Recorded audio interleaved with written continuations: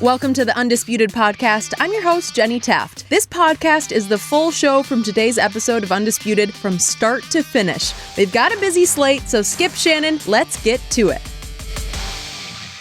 Welcome to Undisputed. We are live from Los Angeles. I'm Jenny Taft here with Skip Bayless, Shannon Sharpe. Good morning. Hi, Jenny. How are you? Good morning, Skip. How you doing? Yeah, I'm doing really well. I had this on at my Kentucky Derby watch party. I figured I better get a second wear. Well, why didn't you go? Tom Brady went. Whoa, talk about Skip. Did he ask you to go? Nope. I went a couple of years ago. You don't rate. As a matter of fact, Bob Bradford was on my flight coming back to L.A. yesterday. Well, so what does that mean? Yeah, okay. Me and Bob go way back. You're a hater. Did you plan to be on the flight with him? Yes, no. we planned it. No. Was it a private jet? No. First of all, have you ever been to the Derby? Have I been? I covered like 12 of them. Yeah. Oh, that's so cool. I went a couple of years ago. Thank you. I won an Eclipse Award for covering the Kentucky I've never Derby. been. Yep. It's on Thank the you. list. That's really cool. Yep. Yeah, you got to do it. See, you stepped in that one. It's an unbelievable event. Well, you wasn't dressed like this. This old seafoam. Old seafoam. Oh, let's see how the A little outfit hard on my helps eyes. you I wish I had today. sunglasses today, but I don't. Let's see. We have a lot to get to on today's show. Is the best player on the planet actually What? number Who wrote 2 that? in Who Toronto? wrote that? Did you write I that? figured if we started there. And is LeBron still upset with Magic Johnson? Plus, Nate Robinson is in studio with us later on the show, but we're going to start with the playoffs. Golden State tried to take a commanding 3-0 series lead Saturday night against the Rockets. Kevin Durant helped the cause with a game-high 46 points. James Harden rebounded from his eye injury, scoring 41 points, including a huge 3 in overtime to lead the Rockets to a win. But Steph Curry was awful in the game. He missed a wide-open dunk late in overtime and shot a disappointing 7 for 23. Game 4 is tonight in Houston. Shannon, how much is Steph to blame for the loss? Yeah, he got to eat this one. He deserves the lion's share of the blame for this one, Skip. And there have been playoff games in which he shot the ball worse than what he shot it the other night. But the mental mistakes, this might be the worst mental game that he's played. Jenny mentioned 7 of 23. Skip, it was the missed layup with the left hand. It was the missed dunk. It was the offensive, he had a turnover right there where he elbowed Austin Rivers in the face. He missed 2 free throws. Steph Curry might be one of the he's a top 3, top 4 free throw shooter of all time in NBA history, and he missed 2 of those. Skip, he's getting into foul. I think a lot of this has to do with he's getting in foul trouble early, and he picked up 3 in the fourth quarter. And if you remember the couple of games before, I think game 1, he got in foul trouble. So it's kind of throwing him off his rhythm.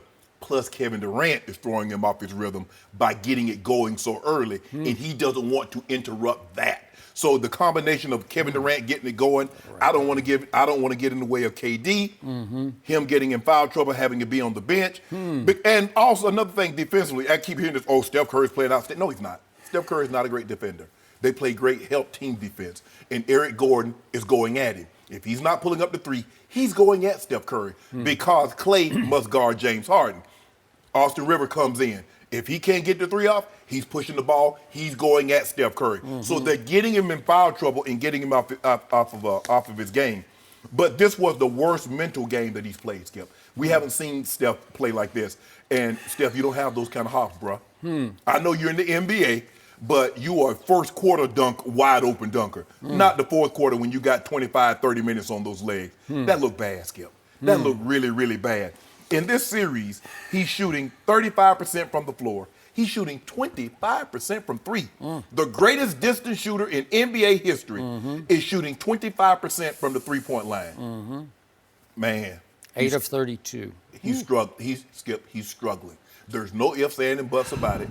KD gets it going and is getting Steph out of his rhythm. But he has to eat this one. Yeah, this one, they're going to put, they say the way they came in the biblical times, they came and they placed all the stuff at the feet of the men.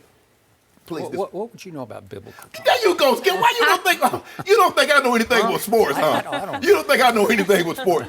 But I'm going to place this one at the feet of Steph. Are you? Oh, yeah. Is that a biblical reference? Yeah, I'm just saying. You will anoint his feet with, no.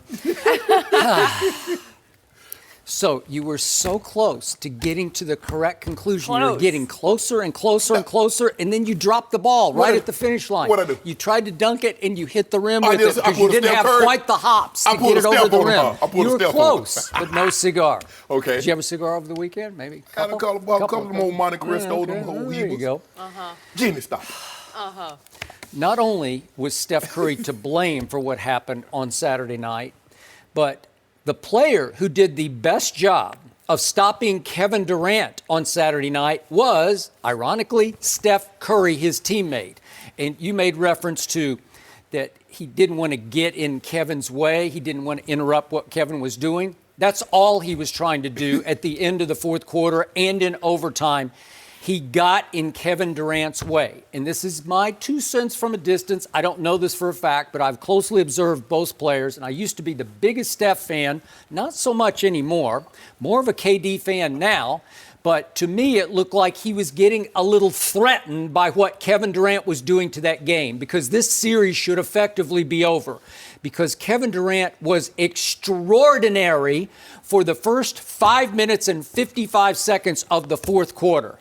They should have put this game away in that fourth quarter, because in the first 5:55 of the fourth quarter, Kevin Durant scored 12 points, and it was nuclear. It was something I didn't think I would ever see, because finally Steph had to just secede to him. He just had to say, you dribble the ball up the floor. Most of the fourth quarter, Kevin Durant, number 35, dribbled the ball up the floor as the point, whatever he is, forward. And he distributed. He dropped dimes. He dropped jumpers from everywhere. He did. He made layups. He made dunks. He orchestrated everything. He put them in position to basically finish this series off, because I think we'd all think that Houston was cooked at 3-0. Yes, it would have been over. Sure. Instead, Kevin Durant at 6:05 made a dunk, 6:05 less than the fourth quarter, and that was it.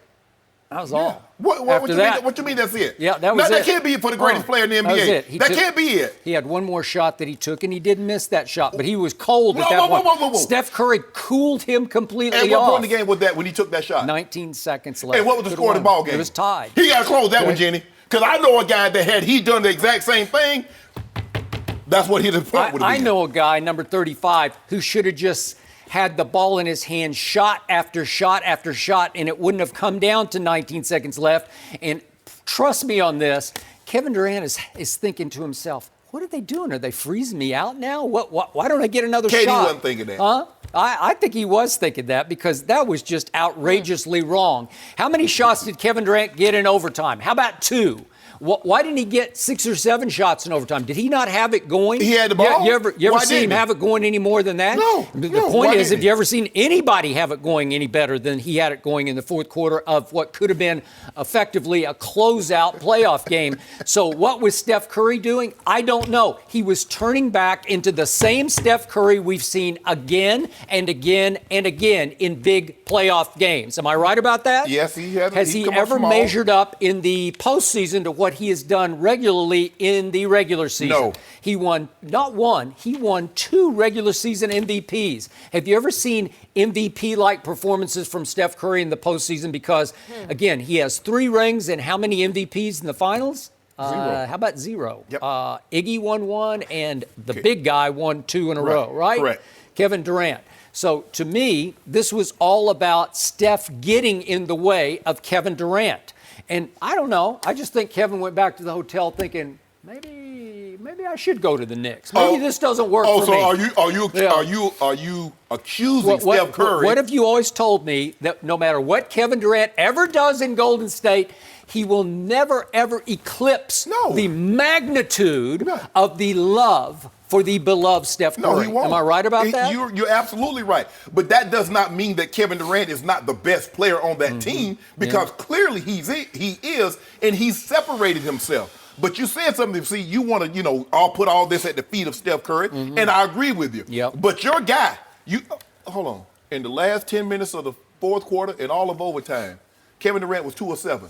Well, 2 of 7, Steph Curry ain't freezing that. He had a chance to tie the ball game, would take the lead in the ball game with 19 seconds. He missed that shot. Did he or did he not? Yeah, by then he was cold as ice. Oh, now by then he's cold, huh? Well, was he not? But you know what's I just told you. What got me? It was 6 minutes earlier that he scored his last basket. That's his fault. After he'd scored 12 points. But what's eating at me, what's gnawing at me, what kept me awake Saturday night of this ball game is that Kevin Durant did something that I saw LeBron do the exact same thing. Kevin Durant team was down 1 point. He got the switch with Clint Capella. Now, Skip Bayless told me he had been dealing all night. I mean, he was cooking. He had it going, Jenny Taft. Okay. And he got the switch with Clint Capella. Kevin Durant, Skip Bayless has told me on numerous occasions, he's the best player in the NBA. He can rise up and get his shot up over anybody. You disagree? Hold on. I agree 1,000%. Thank you. He got Clint Capella on the switch. Mm-hmm. He dribbling, went between his legs, going. He could have pulled up, but he passed to Andre Iguodala in the corner. Why didn't Kevin Durant shoot that shot? Did he make the shot? So now. Did he make the shot? That's not what happened. Yes. That's not. Iggy drained the shot. Iggy is a former Finals MVP. That's how good Andre Iguodala is. How much money? How much money? So are we comparing Andre Iguodala to Kyle Korver? In a shooting contest? Really? Let me ask you a question. Hey, in a shooting contest in a big game, I'll take Iggy every time, all night, all day. Thank you. Let me finish my point. Yeah. What amount of money would you be willing to bet in a game, any game, playoff, finals, regular season, it doesn't matter, that you would willing, in a three-point competition, you would take Andre Iguodala over Kyle Korver? This is not a three-point competition. It's to make a clutch shot. Iggy has proven to be clutch. How many of those has he made in his career prior to Saturday night? Big-time threes. Come on, Skip, stop it. He was the Finals MVP. The whole series swung when your man had them 2-1 in his house for Game 4. Skip. And he came up empty in Game 4 because Steve Kerr inserted Iggy into the starting lineup and said, you take LeBron James, who came up real small. He shot 7 for 22. We're now making fun of Steph for going 7 or 23. But in that Game 4, look it up. Off the top of my head, I'm remembering 7 of 22. I mean, think about it. Your Finals MVP, he's Finals MVP because he held a man to 35, 13, and 9. I just told you, Kevin Durant played point guard, I'm talking about Skip. Look, all I'm saying is it was incredibly smart to dump it to him. He had 3 guys on him. Way to go! Way to go! So Kevin Durant. So let me get this: Kevin Durant, Draymond, and Clay all on LeBron. That was unwise of him to pass the ball to a wide open Kyle Korver. He should. Okay, but anyway. How about in overtime? 47. Wait a second. 47 seconds left. Austin Rivers made one not so smart play, and he hacked Kevin as he shot a 3. Kevin kicked his leg out. Stop it. Okay. You saw that. And with 47 seconds left with the game on the line, Kevin Durant went to the free throw line and he went swish, swish, swish. Okay. Think LeBron would have done that? I don't think so. I would have been cringing to see if he even hit the rim. The last 15 minutes of that ball game, the last 10 minutes of the fourth quarter, and all of overtime, Kevin Durant was 2 of 7 from the field. That's fact. Well, all you need to emphasize is the 7. That's how many shots he got. How many you want him to take? All of them? Well, I just told you he got 1 shot in the last 6:05 of the fourth quarter. But you just told me he was bringing the ball up the court. You told me he was dishing. He was dropping dimes. Okay, don't drop dimes. Drop them 2s and 3s on them. Boy, he was dropping them up to that point. Okay, but then what happened? What happened? The best player in the NBA. That's what you keep telling me. What happened was Steph said, I need a little shine here. I got to remind everybody that I was once a 2-time MVP. I got to remind everybody that this is effectively my team. It's not Kevin's team. Stop it, Skip. Well, that's what you always say, right? Look. Am I right? Yes. Yes. Steph is beloved. Okay. They love KD in the Bay Area. Okay. But Steph is beloved. Okay. But it's hard for me to believe that at that moment in time, he's thinking about Kevin Durant. Do you realize that LeBron James actually owes about 2/3 of his ring that he won against Golden State to Steph Curry? Do you realize that? Because what happened in games 5, 6, and 7 when they had a 3-1 lead? Did Steph Curry come up even smaller than he is or appears to be on the court? He did not play well those last 3 games. Because he averaged 4 turnovers and 2.3 assists in those last 3 games. From the field, he shot 37%, which is not very good because he was 12 for 60. And then how about Game 7? Steph Curry at home, his house. It's his team. He shot 6 for 19 and 1 for 6 from 3. Can we admit? Interesting. Can we admit that Steph is struggling in this series? Whatever the reasons may be. Maybe because KD has it going. Maybe he's getting in foul trouble. Whatever the case may be, he's struggling. He's got to eat this game. Game 3, he's got to eat that one, Skip. That one's on him because he missed 2 easy 2 easy points. He had a turnover. He's not playing well. And the fact is that he's missed 2 free throws. Steph Curry missed 2 of his 3 free throws he attempted. He did. Do you realize he missed 7 shots in that game inside the little restricted circle, which means they're little point blank, little layups, and you missed 7 times in there? What are you doing? And plus, Skip, he got to start with that ticky-tack stuff. He's getting fouls. You see that, Skip. They're like 90 feet away from the basket on the other end, and he's slapping at guys. Let that go, Steph.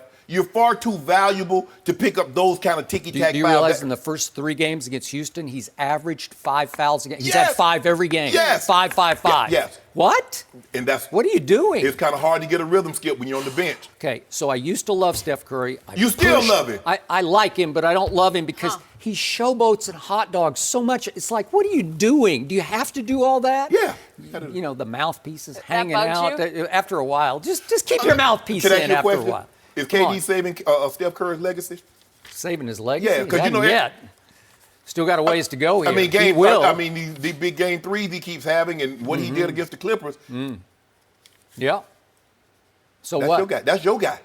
So what's your point? No. Are you making my point? No, you told Thank me. You. I agree. No, you told me that Steph Curry, that you vouched for him. He should have been the #1 draft That's what I said. You that was a long time over ago. Blake Griffin. You vouched for him. Well, I did. I said that. Okay, what you got? Wouldn't most people agree right now? Yeah, I'm just saying where he Thank you. Doesn't he need to rise and shine in this series? I'd say shouldn't he help Kevin Durant as a 2-time MVP? In any playoff series, he needs to I'm rise and talking about shine. now because I believe this is their most formidable test in the West. Now, who knows? Oh, now we're going to talk about this guy later.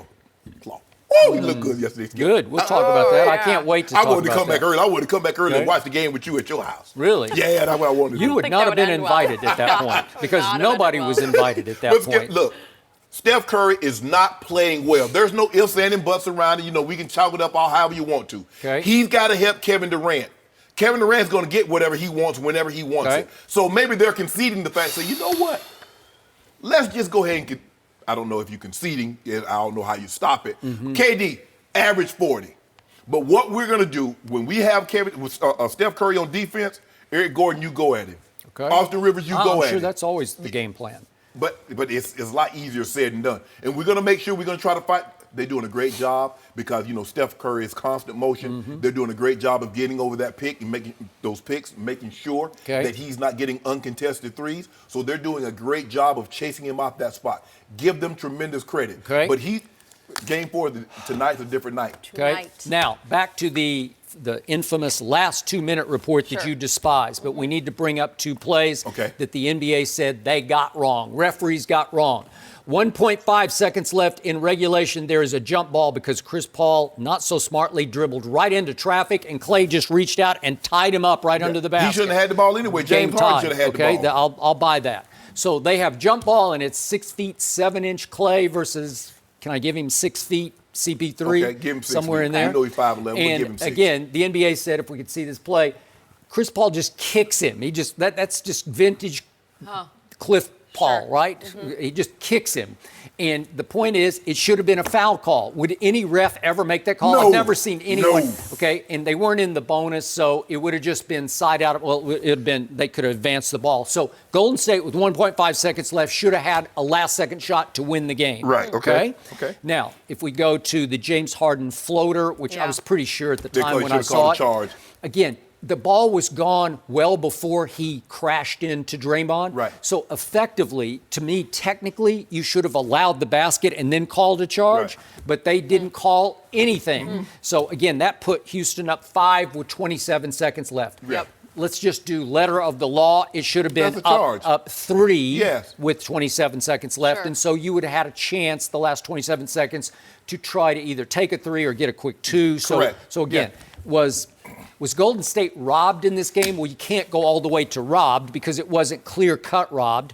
Did the refs sort of give them a little bit of a makeup for game 1? Yeah, maybe a little game 1. Yeah, right? But there's no way that the charge, Skip, it was very obvious to me. I was like, they're not going to – I'm looking around like, they're not going to call a charge. He just crashed right But in there's no way – I don't even believe the officials even saw Chris Paul kicking. No. Because you're watching the ball. You're right. You see it. And the ball went sideways, and James tried to wheel and shoot it, but the buzzer had already gone off. So, again, can I get all worked up about either play? No. Man, Chris Paul be doing some dirty stuff on the sneak tip while you bull jiving, Skip. He always is. I mean, because it started in college when he was, with the low blows. He continued that. Chris Paul is little. Well, you know what? Always has been. But you know what he doing, Skip?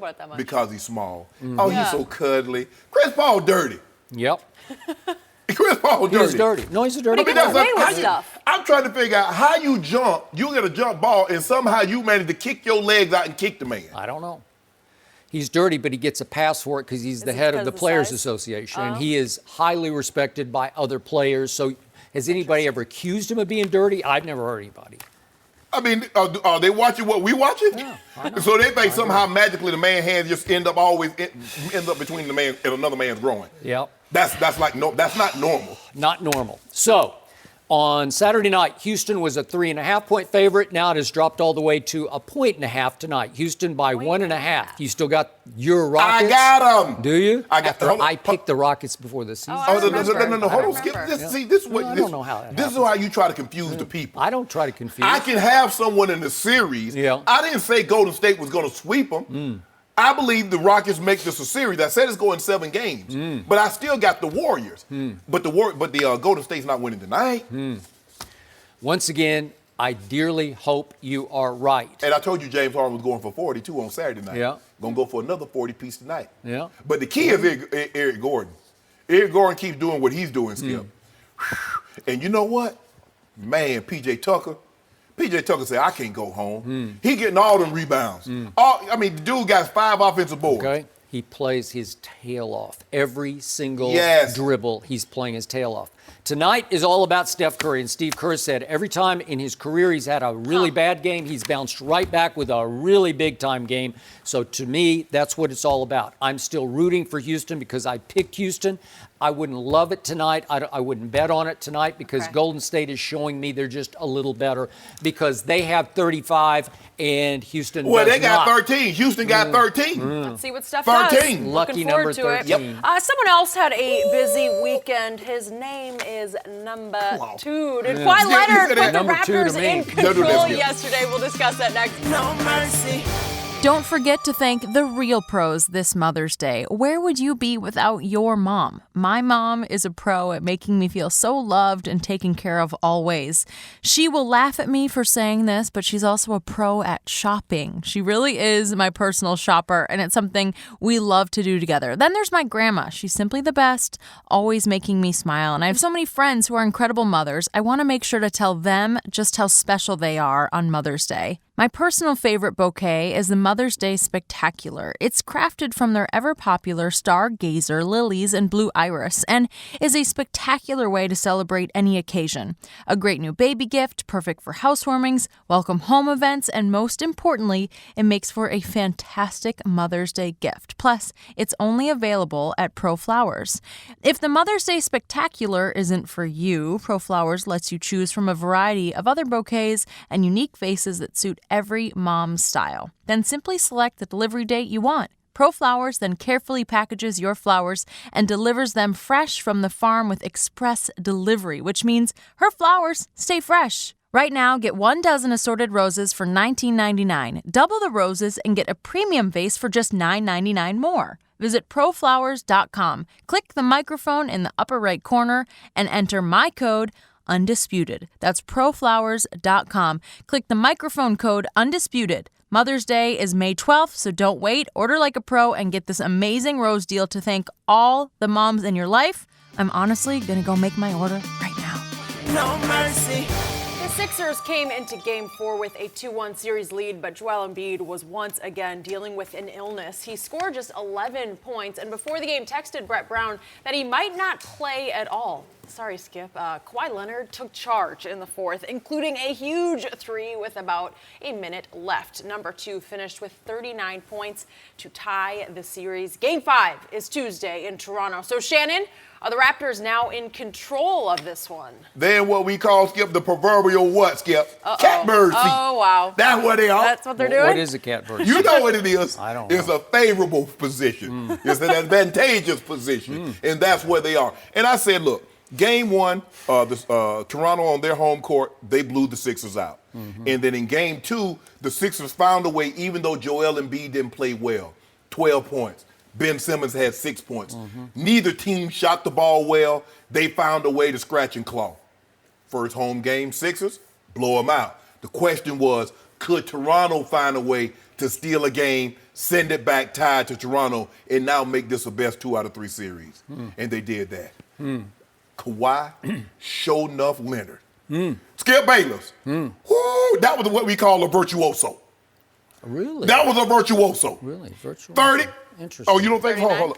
Ooh, 39, 14, and 5. Can I interest you in that? Keep going. That doesn't want me to keep going. I don't need to go any further than that. Go on across. I don't need to go any further than that. I tell you what, that screws up your virtuoso, doesn't it? I'll come down to the bottom. 101 to 96. And in this series, he's averaging 38 points, 9 rebounds on 62%. That's very LeBron James-esque. And he's shooting 46% from the three. Now, they could have had Joel Embiid. They could have had Joel Osteen. They weren't beating that guy yesterday, Skip Bayless. You know that. I know that. And when he gets it going like that, Skip, look, I've watched Kawhi. I didn't really necessarily like when he was playing with the Spurs. And Skip, we know what he represents defensively. He's as good as we have in the NBA. He's a two-way player because he can go get you 25, 30 points. But anybody that tells you they knew Kawhi Leonard could do this, they're lying. Skip, I mean, he's getting to his spot. He's not forcing the three, but he gets there and he'll let it rip. He got that mid-range game. He's getting to the point. He's getting to the paint.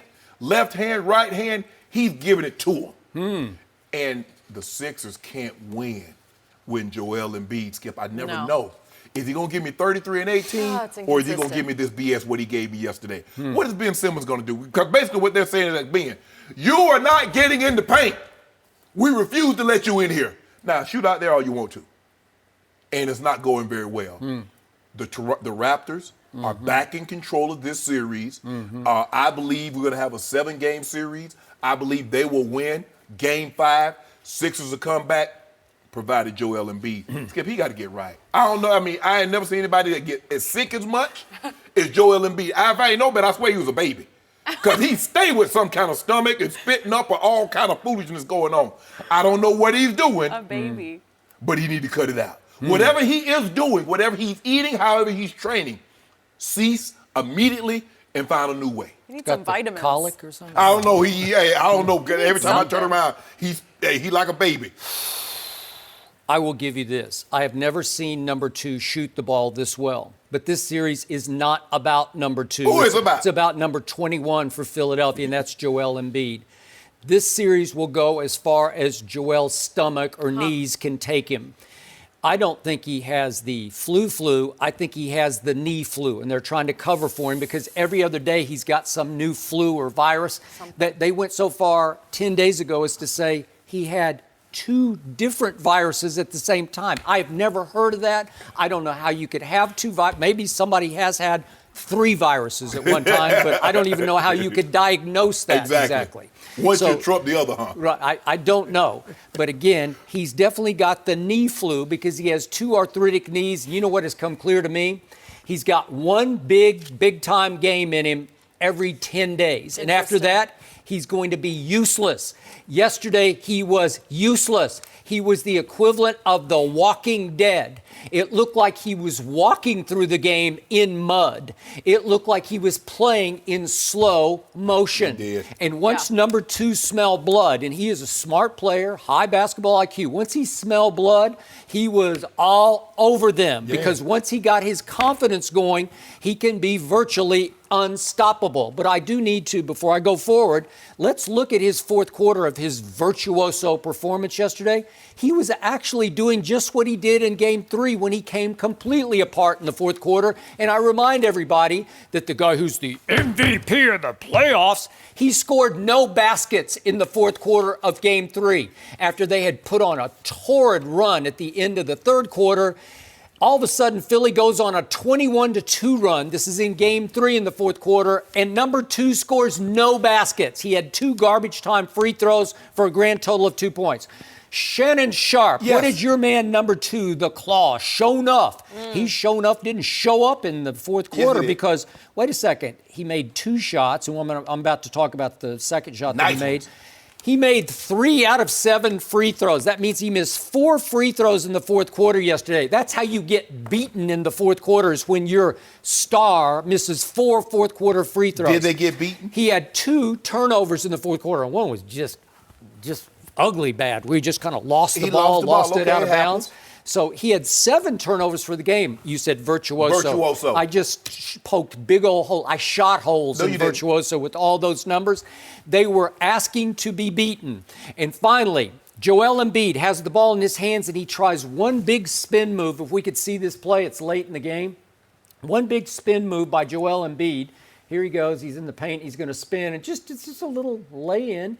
He just missed it. He just missed it. Okay. That would have put them up 1 at that point with... And Kawhi would have come down and hit a 3 and then put them back up. Okay, but why did he hit a 3?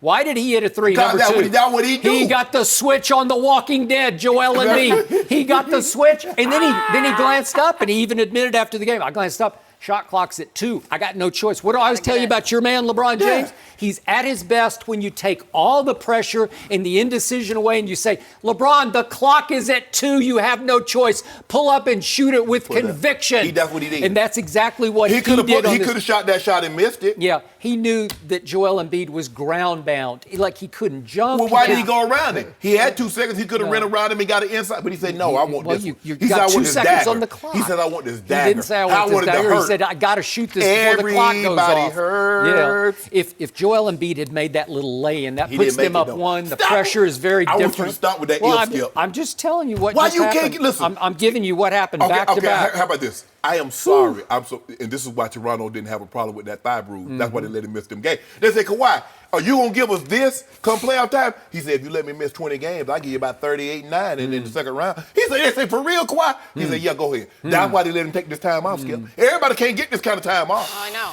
Doesn't that bug you? No, it don't bug me. If you're going to do this right here, as a matter of fact, I'm going to give him 30 games off next year. You know what? It wouldn't shock me if he just turns up lame for game 5. Don't do that. Don't do that, Skip. You know I need a night off. Skip, don't do that. I hit a big shot. Skip, You got to give me real, 1 night off. For real, Skip, you ready to go there? Well, I just went there. I don't trust the guy, and I don't trust him in fourth quarters. I just don't. I know it hurts. Coming apart. Because you know, had he still been in San Antonio, I don't know. You guys would still be playing.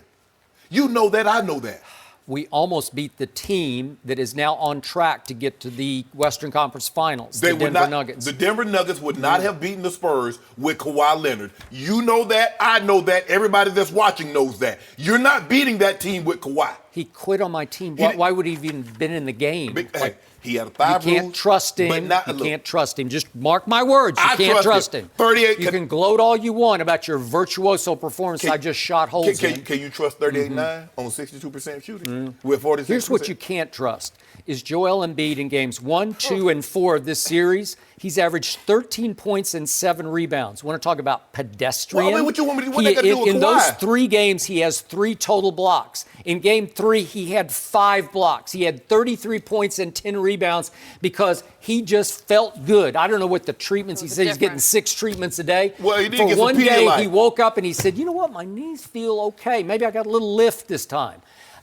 Even when he scored 33 and 10 in game 3, he still wasn't like he was last year when he was just exploding on the NBA. I'm sorry. It's about this guy. It's about him. I don't know where. I don't know he went what on to vacation somewhere. Maybe he got a hold of something. But every time I turn around, he up there laughing and joking at the podium about him spitting up and pooping all over the place like he's a 3-month-old. So I don't know what's going on with him. But I wish he cut it out and come to play. Because like you tell, look, the Hall of Famer says, what did the Hall of Famer say, Jen? If you're out there on the court, if you're out there on the field, what? No you're excuses. Healthy. Yeah. So he out there. You know what? Seriously. He should not have played yesterday. They would have had a better chance without him because I remind everybody what happened in Game 3 in Brooklyn when it looked like the Sixers are on the ropes, those Brooklyn Nets. Yeah. Joel Embiid couldn't play. I don't know if he was close to they just said no. And what did his running mate do in that game, Ben Simmons? He just took the game over with 31 points, and they just ran away with that game, right? Brooklyn ain't Toronto. Okay, all right. Well, Brooklyn's they're not Toronto. not, but still, that was a dangerous game. Okay, I tell you Yeah. what. Tell them don't play them. Tell them don't play Wednesday.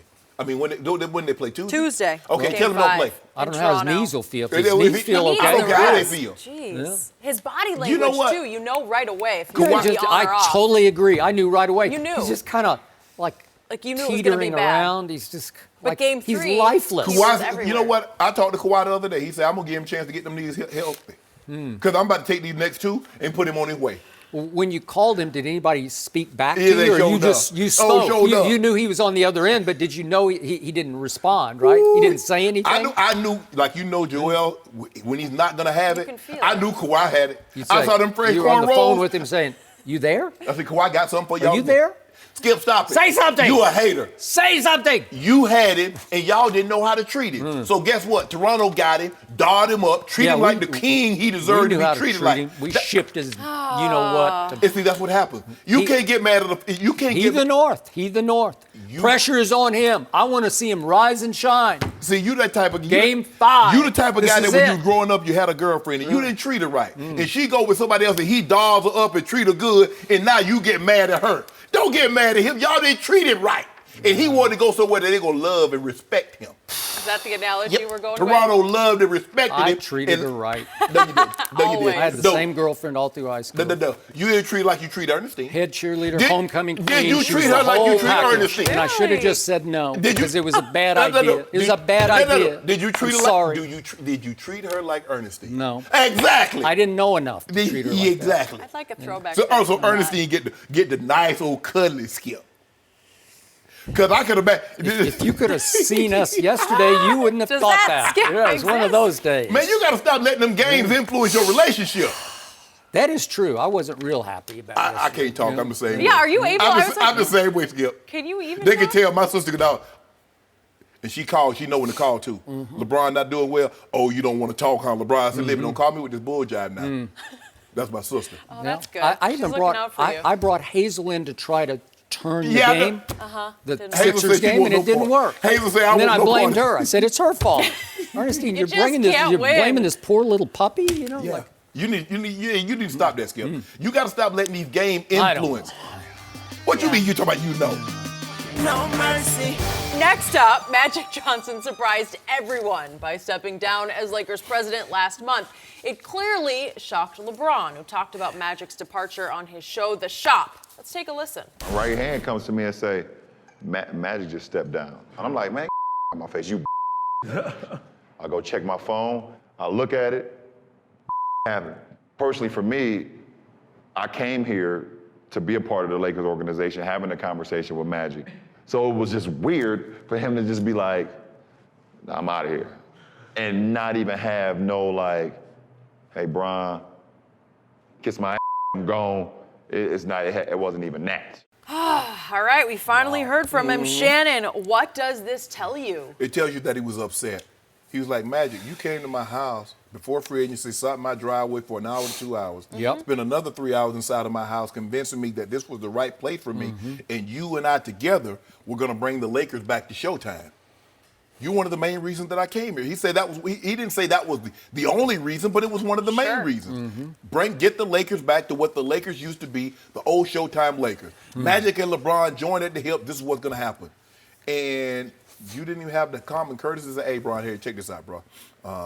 There's some things that happened, and I'm going to step down. You couldn't give him that. He has to find that out through the media, through Randy. His right is talking about Randy Mims.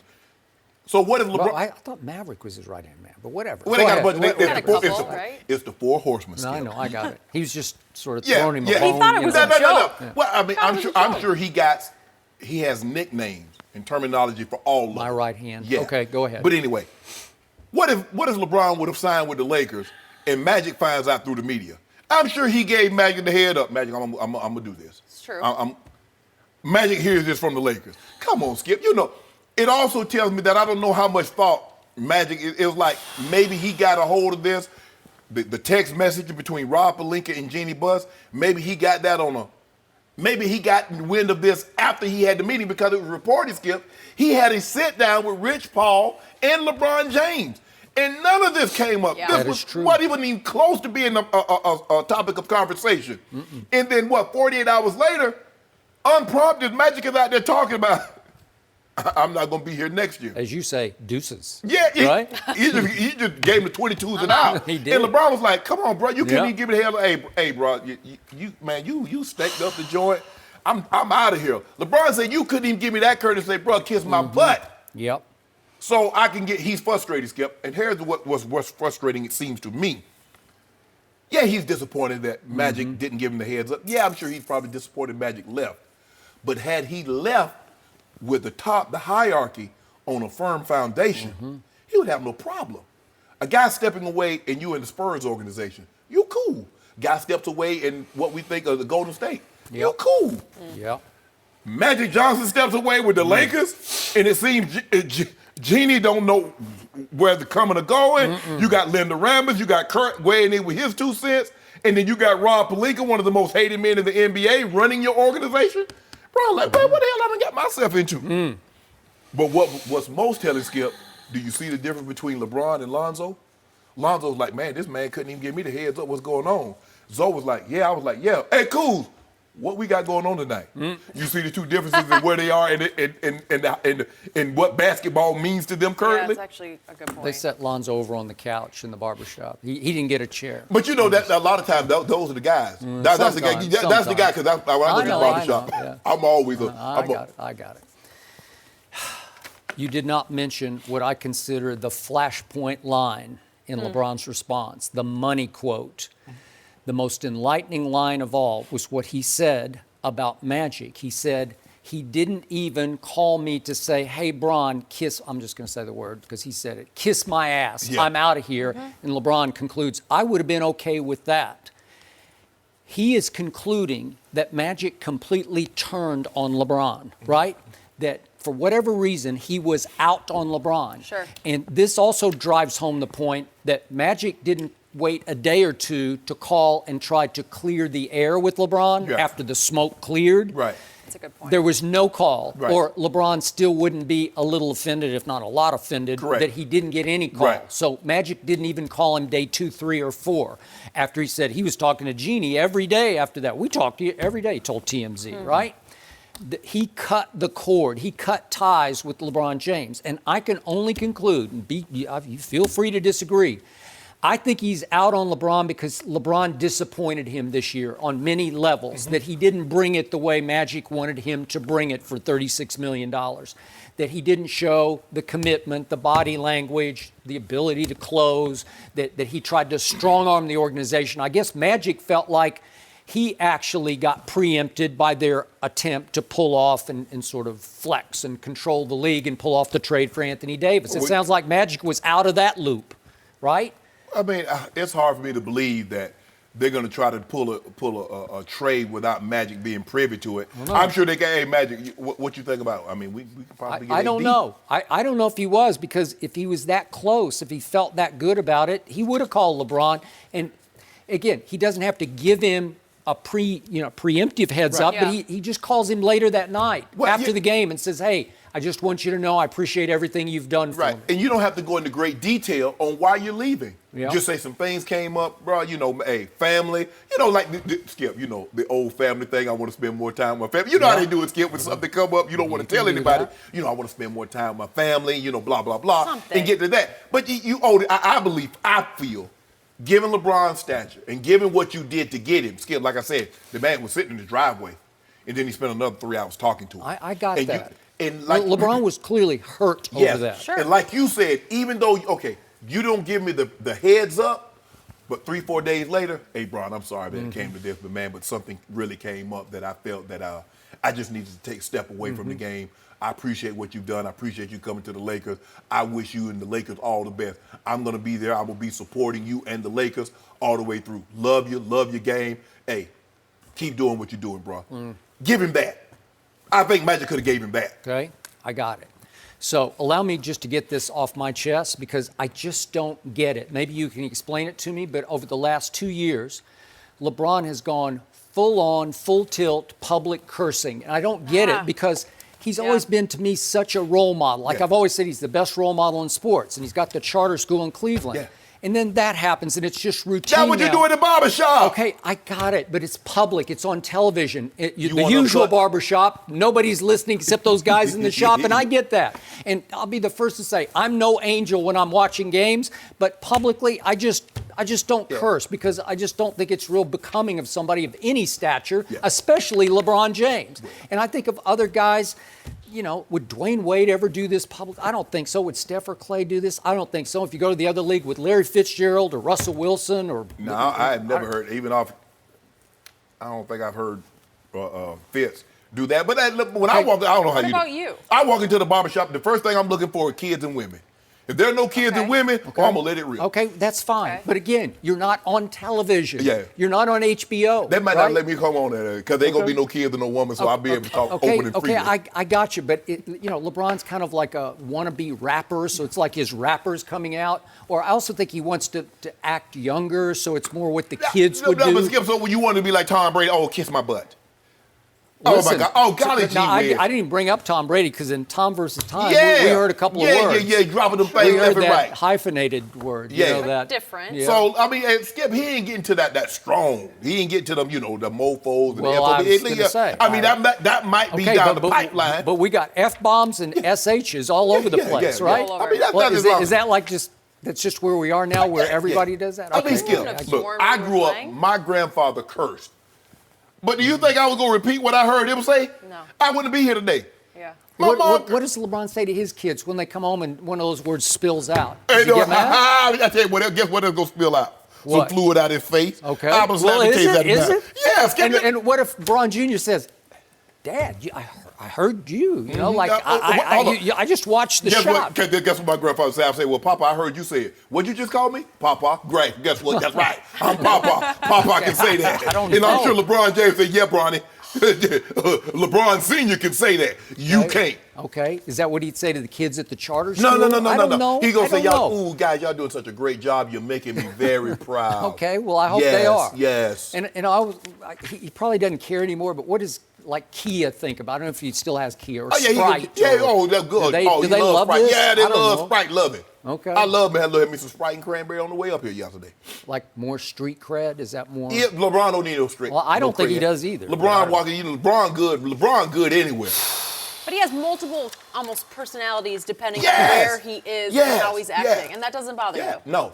Because you have to be that way. Skip, I can't go in the barbershop and speak I understand to the them barbershop, but this isn't really the This is barbershop. a shop. It's Real on talk. television. What you think Jenny I and them can talk about call when she it go up. to the hairdresser? I can just. What you think Jenny and them talk about at the hairdresser? I don't She's think- not Hallmark Jenny, I can assure you. I don't Nope, think she never. uses I these think so. words. I just don't. I try unless you get. See what I'm saying? See? Okay, but Yeah. I don't think she just regularly goes in the whatever shop you. The whatever you hairdresser, call she it. going on hair salon. never know. talking. Yeah. Hair I mean, we salon. couldn't swear growing up, so I just was. It was. My parents were very strict. Oh, no. Like shut up was a swear word in my household. Yeah. It was very unless you get me angry playing sports. I My guess. uncles and my grandfather, my mom is a heavy, but I would never, it would even it never even crossed my mind. Oh, well, I heard them say it, so I can say it. That didn't even cross my mind. It never broached my subject. Okay, I got it. It's just he's LeBron James. I know. Yeah. Let him have skin. Come on, man. Let him have you it. curse. Do you curse? Have you ever heard me curse one time? You have never heard me curse one time. But I know you do. Okay, I do You by try to myself suppress it. during a game. You try to That's suppress all. it. You can ask. I can only imagine. You see? Only by watching- myself. But that's the thing, though, Skip.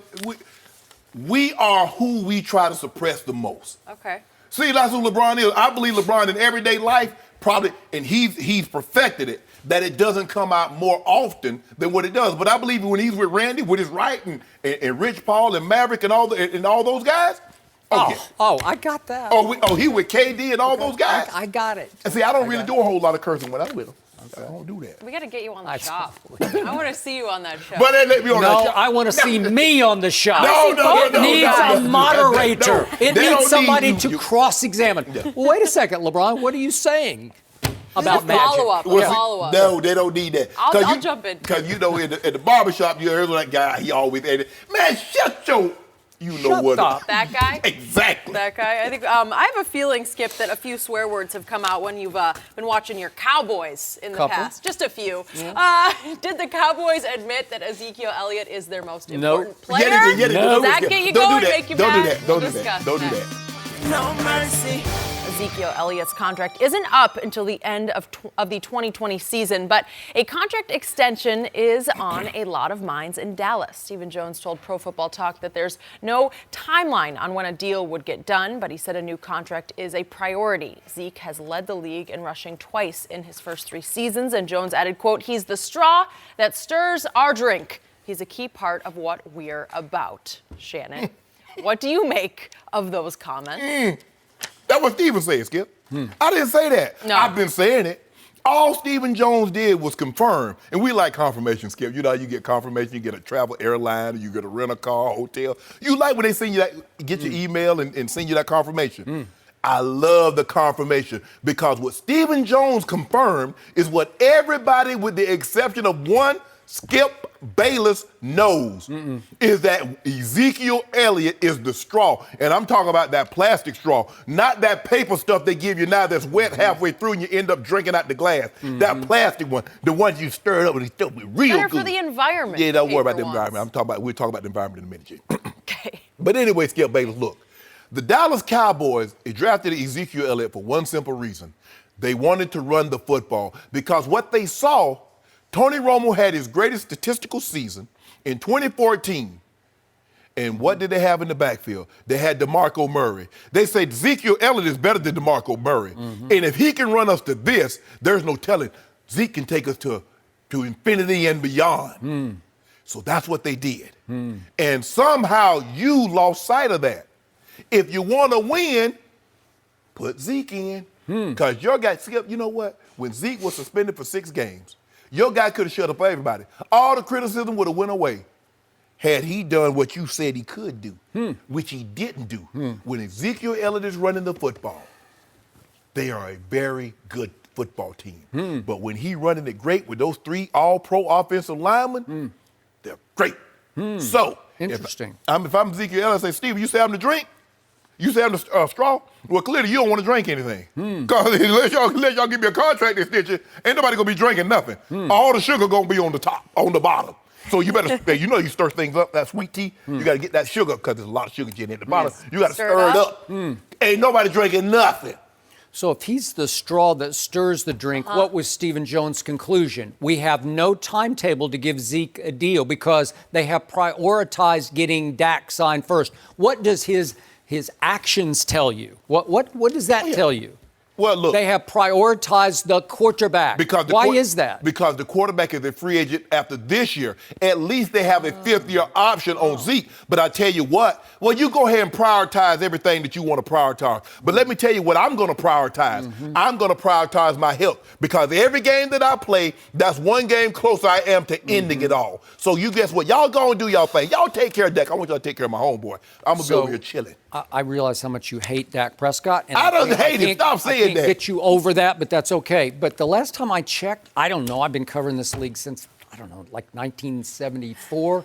And every place I've ever been, every camp I've ever been to, every team I've ever covered, the priority was we need to run the football. What did the Patriots do really well? What did they do really well through their playoff run? Run the ball. They ran the football. Yep. So is Sony Michel the straw that stirs the drink, or is it Rex Burkhead or James White? I don't know. Are you comparing those guys to Zeke? I'm just saying, I don't know. Sony Michel was up around 100 yards every play. I'm just I'll saying. tell you what. You think would the Cowboys be willing to trade you Sonny Michel for Zeke? No, I'm just saying every team has to skin the cat, so to speak. I don't know where that came from, but everybody knows what it means. Yes. Different ways. There are different ways to accomplish. But that's the only way for the football. Cowboys to win is with Zeke. Okay, now let's get back to the famous or infamous line, which was first uttered by one Reggie Jackson, the great Reggie Jackson. We had him on our show about a year or so ago. But Reggie Jackson, 1977 as a New York Yankee, June of 77, told Sport Magazine, I'm the straw that stirs the drink. Not Thurman Munson, who was the captain of the Yankees then, God rest his soul. But Reggie said, I'm the straw that stirs the drink. And that quote became part of sports lexicon, the straw that stirs the drink. I never got the quote in the first place. What do you mean you're the straw that stirs the drink? That's not a very big deal to me. Yeah, it is. Because the drink is way more important than the straw. Nah. It's like saying, you're the spoon that stirs the soup, right? Yeah. You're the I soup hear you. spoon. So would you rather have the soup or the spoon? I think I'll take the soup but because the soup's going to be really Well, good clearly without the spoon. clearly you don't know anything You can just pick up the bowl and just drink the soup without the spoon. Am I Clearly- right? No. Yeah, Clearly, I get it. you don't know You anything. can eat the soup any way you want to eat it. You know what, Skip Bayless? I can tell right now you don't really know the whole thing about the kitchen, and you come from a Oh. family of cooks. Yeah, but I you don't did know nothing a about long line. My brother's one of the most famous chefs in the country, but I don't know a thing about it because I Anybody- can't boil water in the microwave. Exactly. But anybody that knows anything about sweet tea, you got to stir it or all your sugar will be down at the bottom. And Not nobody good. likes that. And they know certain. You could stir it with your finger. You could I stir will it. No. put their finger in the That's drink. not No, you could do anything. No. You don't even need a straw. And then some things you don't want. You want to be able to stir it because you don't want it to settle on the top. So you stir it. You know what, Skip? I'm trying to talk. Would you rather have the sweet tea or the sugar? The sweet tea is already sweet. You No, don't put sugar in sweet no. tea. Well, you ain't had the right. Every sweet time tea. I've been Come to the down to Masters Joe. in Augusta, Georgia, they give you sweet tea. You can barely even drink it because it's so sweet. That's how we you do put it down sugar here. You guys in don't it? do That's how sugar we do around. it. You don't need sugar in Oh sweet yeah, tea. oh yeah. You For a need pitcher, sugar you need in a 5 iced tea. You need a 5-pound bag for sweet tea. I don't know. So the point here is he's throwing a little bone to Zeke like, oh, you're the straw that stirs Throw me a the $30 drink. million bone. But the drink is Dak. The drink has always been Dak, which is why they have prioritized making Dak the number one contractual That drink goal. is bitter. That drink will make you spit it out. Without that little straw to stir it. Okay, let's look at the two Cowboy playoff games, shall we? How about the Seattle game? Dak was, he's pretty good, 22 of 33 for 226. But who made the plays down? And by the way, Zeke had a pretty big game, 26 for 137. It was pretty good. Okay. Not bad. Okay. But Dak had a QBR of 74 to Russell Wilson's 70. So he outplayed the great Russell Wilson, who now has the highest contract in the league. Well, when he get to a Super Bowl, because in the same We'll amount of see. time, He's only been 3 years in the league, and he what- didn't have the Russell Legion of Boom. had a Super Bowl. Russell had a Super Bowl year 2. Has Dallas had the Legion of Boom? I don't think. Offense, look at your They got offensive Jeff line. Heath and Y'all had Baker y'all Wood. beast mode with Zeke. Okay. So what happened in that game against Seattle? Who made all the big plays down the stretch? 3rd and 14 from the Yeah, that was 17. one. Okay. That was one who play. did that? And then he ran the ball in for the winning touchdown. It was the goodness. quarterback. Why has the quarterback led the National Football League over the last 3 years in game-winning drives in the fourth quarter or overtime? It's because he's really both the drink and the straw that stirs it in the fourth How quarter. many of those game-winning drives came in Zeke Elliott's absence? That's what we need to talk about, Jenny. Well, I don't know why we talking about this. Speaking of Zeke's absence, Jenny was sitting in the stands this night at the Coliseum playoff I was. game number 2 against the Rams. Yeah. The final score was 30-22. You're not going to let me live that down. No, I'm not, but you were there and you jinxed me, but it's okay. Fine. It's totally So fine. what happened in that game? Dak had a QBR of 84 to Jared Goff's 57. Yes. And Dak threw for 266 and a touchdown with no interceptions, Yeah. while Zeke went 20 rushes for a grand total of 47 yards. Dak almost brought them back and won the game without any Zeke because he's the drink. He's the quarterback. By just position alone, he's far more valuable than Ezekiel Elliott. It's why the great Mel Kiper always says, you can't draft a running back that high. Yes, you and can. I was okay with this one, the 4th overall pick, because you strengthened a strength. You had the offensive line, and you put Zeke behind it. Skip. That's why they built that offensive line. Not only to protect Tony Romo because he was becoming more fragile by the play, Yep. but was to run the football and play action pass off of it. Okay. So now I have no problem. If you want to take a guy like Ezekiel Elliott, Yep. you want to take a guy like an Adrian Peterson or LaDainian Tomlinson, Yep. Skip, those are game changers. Those are not just backs. Okay. Those are backs that run you to playoffs, to Super Bowls. Those are those, if you can get adequate quarterback play. Christian Ponder, with Adrian Peterson rushed for 2,000 yards. Yep. Christian Ponder ain't taking you nowhere. Okay. But, Skip, you need to stop this Okay, notion. I need to start it because I need to drive home the fact of how wrong you really are. What was the biggest home win of the year? There were actually 2 of them, but the biggest division home was against Philadelphia. Sure. Dak Prescott threw for 455 What yards did in that Zeke game. do? Zeke had a pretty good game. Pretty good. 28 for 113, but the guy who What about threw the receiving? football won the. How many receiving? He caught 12 balls for 79 yards, but it's because the quarterback's throwing it to him. Yeah, oh, don't do that. He has to pick him out and throw him accurate, When Zeke- catchable passes. Skip, do you know when Zeke Elliott hit 20 carries, They're 20-4. Let that sink in for just a second. I could do that with any team No, you running can't. for 100 yards. Yes, you can. No, I didn't say nobody 100 yards. What was the biggest upset of the year in the National Football League? It was a Thursday night, Dallas over New Orleans, when it looked like New Orleans was just rolling, right? It looked like they were going to win out. They were going to go 15-1, and all of a sudden, Dak Prescott had a QBR of 73 to Drew Brees' 16 in that game. What did Zeke do? Dak went 24-28 for 249. Zeke went 23 for 75. It's just okay. He's the drink. The drink is the quarterback. The quarterback's going to get the money. Drew had an all-time worst game. Yeah, okay. I mean, all you can hope. Let that sink in, Skip.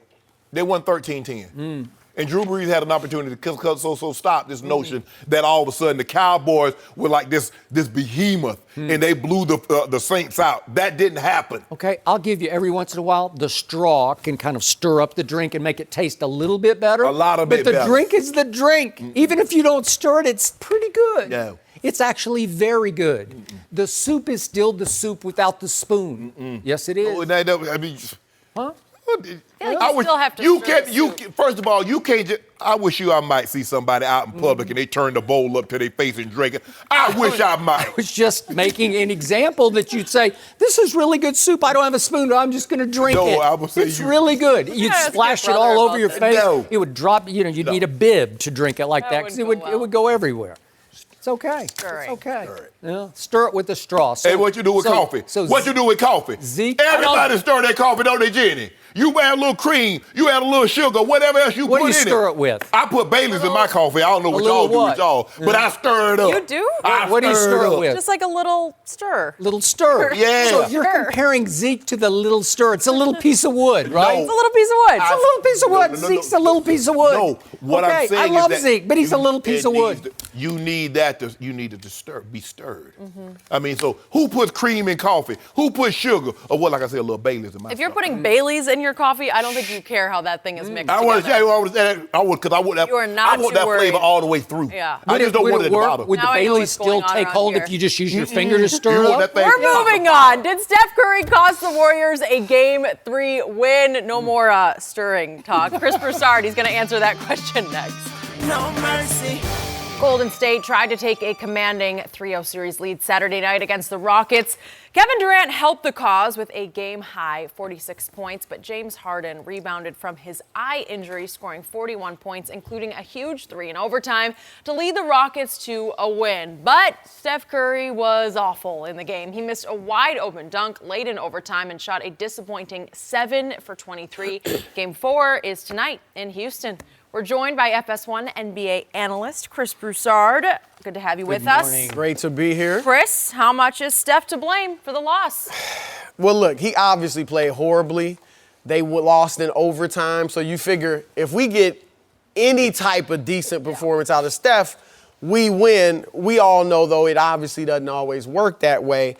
And so while he played terribly, I don't put that much of the blame on him. And I know the last minute dunk he missed. Stick together, No, no, brothers stick together. I got facts. No, that's not what this is. I have facts. Look, Klay was 6 for 16 points. All right. The Rockets were out rebounded by 20. Gave up 17 offensive rebounds. And Steph, as bad as he was, and none of this is to take away from how badly he played. And I know, Skip, you're in the plus minus. His plus minus was -1, which was better than KD's and Klay's. So again, he was bad, but he wasn't really good in the first 2 games. Right. He averaged 19 points a game, 26% shooting from 3, below 40% shooting overall, and they still won. To me, watching that game, particularly in the second half, I was amazed at the way the Warriors were playing. They were playing KD, bring it up, and 4 out. Like it was like KD was LeBron. He was. You know? And Steph, as great a shooter as he is, I think he's the best ever. He's not a spot-up shooter. He can catch and shoot, obviously. Right. But he's used to moving, coming off the dribble. Right. And you relegate, like Houston does that with the switching. That's happened last year in the series. But KD, and that's not really KD's when he's at his best either. I think he's better in the Warriors system, occasionally going ISO. That's LeBron's game. That's the difference between LeBron and KD. KD can pass pretty well, dribble well, but he's not LeBron in terms of running an offense. And I thought that got the Warriors and Steph out of their game, and they need to be careful not to play that way. Look, when KD is there the last 3 years, when he goes for 40 or more points, they're 6-7. Steph missed 6 of those games, so when Steph plays, they're 4-3 when KD goes for 40 or more. Steph averages 21 points, 41% shooting in those games. So the Warriors need to be careful to stick to their offense and their game plan. And even though Houston's switching everything, continue to run their offense, be patient, and keep the players and ball moving. And I know KD's playing great. There's nothing against him. He's playing phenomenally. But it's easy, it's tempting to just let him do his thing. But that's not the Warriors' game. That's not when they're at their best. The thing is, even if I were to concede, but I believe he played a goofball game, and a lot of this needs to be placed at his feet, it was that he played bad late. That's what we remember. We remember the missed layup. We remember the missed dunk. We remember the turnover that was as a result of an offensive foul. We remember the 2 missed jumpers. It was in the crunch when we could have forgotten about how well he had played up until that point, because you remember Skip, he hit that big 3 the other night. We said that was the first time we've seen Steph hit a meaningful shot in the playoff game. After he should have been fouled out. right. Twice. So in this situation, had he maybe made that layup, cut the game to a 3-point game, now we'll foul, and we'll see if you can make your free throws down the stretch. He gagged it off. He's not playing well. Steph Curry shooting 35% from the floor, 25% from the 3, and he missed 2 of his 3 free throws Saturday night. He had an all-time goofball game. Has he played playoff games in which he shot the ball worse than what he shot Saturday? Absolutely. But I believe from a mental standpoint, this was the worst game we've seen Steph play. And for an all-time great player, you can't have those type of performances.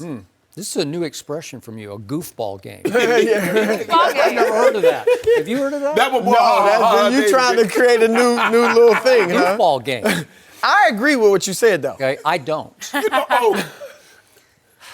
Steph Curry lost that game more than James Harden won that game. And the player who did the best job of stopping Kevin Durant in the end was Steph Curry. And can we just officially, once and for all, acknowledge that Kevin Durant is the best player on this planet? Can we please? I was going to say, there's somebody up in Toronto that you don't want to acknowledge. Wait, you mean the guy who in the 4th quarter of Game 3 scored no baskets? The guy who yesterday missed 4 free throws? The guy who hit that big 3 over Embiid and Simmons. That's the guy late. I'd love to talk about that, but we're not talking about that right now. Only. He tried to sell me virtuoso performance, and I just shot big holes all through it. 38-14 is bad. But okay, go ahead. Let's go back to what happened. Okay. Because here's what happened to me. Kevin Durant was crazy nuclear on fire for the first half of the 4th quarter. He scored 12 points in the first 5:55 of the 4th quarter. That's extraordinary. This is basically the closeout game because they're going to go up 3-0.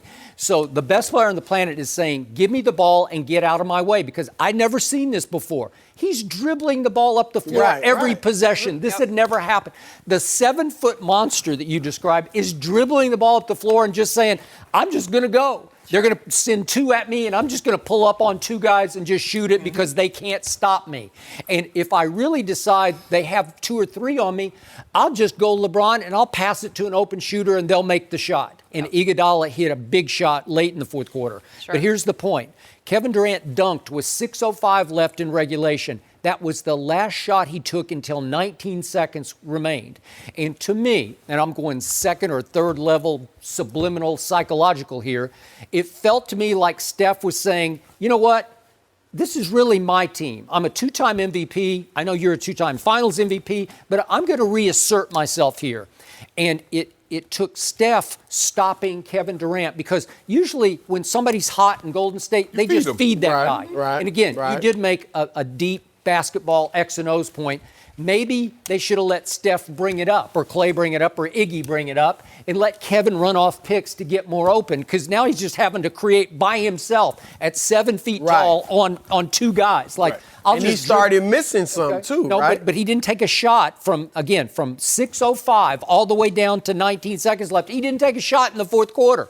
That's just wrong to score that many that fast. And then, to your point, he did miss the shot. But by then, he'd cooled completely off. And it looked like, do you guys really want me to try this? And he's got two guys on him, and he went to his right, and he's not that good going to his right, and tried to pull up, and it looked awkward, and he missed the jump shot.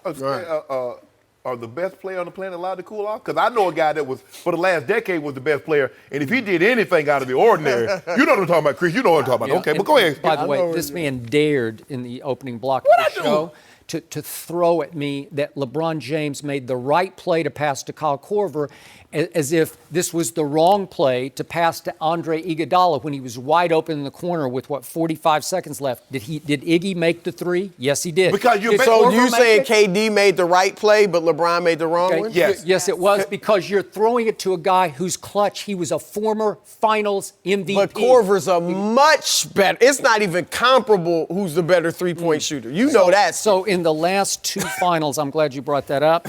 Andre Iguodala was 8 for 21 from three in their last two finals. Is that good? And Kyle Korver was 6 for 27, including last year 1 for 11 in the finals. 1 for 11. No. So you can give me all the regular season you want to, but with the money on the table, I'll take Andre Iguodala shooting a three every time over Kyle Korver. Every time. You can't put the whole series in Kyle Korver's hands in the corner of a game 3 in your house, right? That's your house. You finish it. Go to the free throw line and make the free throws. But he's a 60% corner three-ball shooter. In the regular season. If Iggy misses that shot, Skip, are you saying KD made the right play? No. But he did miss. But you can't base I've it got on a that. make on my side. You got a miss on your side. But you said he had it going. I got a Finals MVP on my side. You got Kyle Korver on your side. Here's the thing. Look, and you're right. KD had it going, and it was right. It was incredible to watch the way Golden State went away from being Golden State. They looked more like Milwaukee with Giannis bringing it up or whatever. But Houston, you know what Houston was doing? Yep. We got them just where we want them. Because coaches will tell you, I was just talking to a coach in the first round that was like, look, as great as KD was playing, he said, the guy, when he steps off the floor, we're like, whew, it's Steph. He said, even if he's off, he's like, whenever that guy's on the court, you are so concerned about him. And this is why is that coach about to get fired? No. I doubt his basketball acumen. Steph is the guy you have. Maybe he should be fired. And that's why best player in the world. And look, Durant is playing phenomenal basketball. But you can't discount the fact of all the other guys on the floor playing with him. And that's what Kawhi doesn't have in Toronto. Yeah. Steph Curry's a 2-time MVP, regular season MVP, who has never quite lived up to that status in the postseason. And I can just show you, when they collapsed with the 3-1 lead, look at games 5, 6, and 7. Look what Steph did. Nothing. He averaged 4 turnovers and 2.3 assists. Then we got all the way to game 7. He shot 6 for 19 in his house and 4 for 14 from 3. And in the fourth quarter, he went 1 for 6 from 3 and had a big late turnover. It's just he never quite lives up. And this was another case of he missed 7 shots in the restricted area in this game. He missed a lot of 7 shots. There's a lot of that. There's no doubt that at times he's disappointed in the playoffs. I do think it's a little overblown, though. In the first championship they won, everybody, I'll go to my grave saying he should have won the MVP. The last 3 games, he averaged 28 points a game. But Iggy changed it when he was put into the starting lineup. Yeah, but Iggy was a role player. They weren't guarding Iggy at the 3-point line. Like, Steph drove the bus. Iggy was an important passenger. Okay, but he kept it lively on the bus, but Steph was driving it. They were in big trouble in Game 4 in LeBron's house, down 2-1. This is LeBron James. Now, he didn't have Kevin Love, didn't have Kyrie, but all of a sudden they put Iggy on him, and LeBron shrank. And he shot 7 for 22 in Game 4, and it changed. 35, 13, and 9. He shrank. Right. I mean, come on. How many MVPs? He wasn't shooting good that whole series because he was doing everything. Okay, but he shot 30-something% the whole game. The numbers were escalated from the first 3 games when I told you it was the most extraordinary 3-game stretch of his career with no Kevin No Love. help. No help. If LeBron averaged 35, 13, and 9 in the regular season, how many MVPs would he win? Shannon, they lost 3 straight games. They were lost. up 2-1 with one in their house, and they lost 3 Well, straight they games. In Steph's previous 4 postseasons, which starts with the championship, obviously, he scored more points per game in the playoffs twice and averaged fewer points per game twice. So this notion, like the year in 15, he averaged 28 points a game in the playoffs. He only averaged 24 that season. Okay. When he won the MVP. I just talking think it's a about little big games, overstated. big That's all I'm moments. saying. A little bit. Well, since you did bring up LeBron, let's go back to LeBron. We finally heard what he had to say about Magic Johnson. Is he still mad at him? We will discuss that next. No mercy. Magic Johnson surprised everyone by stepping down as Lakers president last month, and it clearly shocked LeBron, who talked about Magic's departure on his show, The Shop. Let's take a listen. My right hand comes to me and say, Magic just stepped down. And I'm like, man, on my face, you I go check my phone, I look at it, haven't. Personally, for me, I came here to be a part of the Lakers organization, having a conversation with Magic. So it was just weird for him to just be like, I'm out of here. And not even have no like, hey, Bron, kiss my ass, I'm gone. It wasn't even that. All right, Chris Broussard still with us. Chris, are you surprised by LeBron's reaction?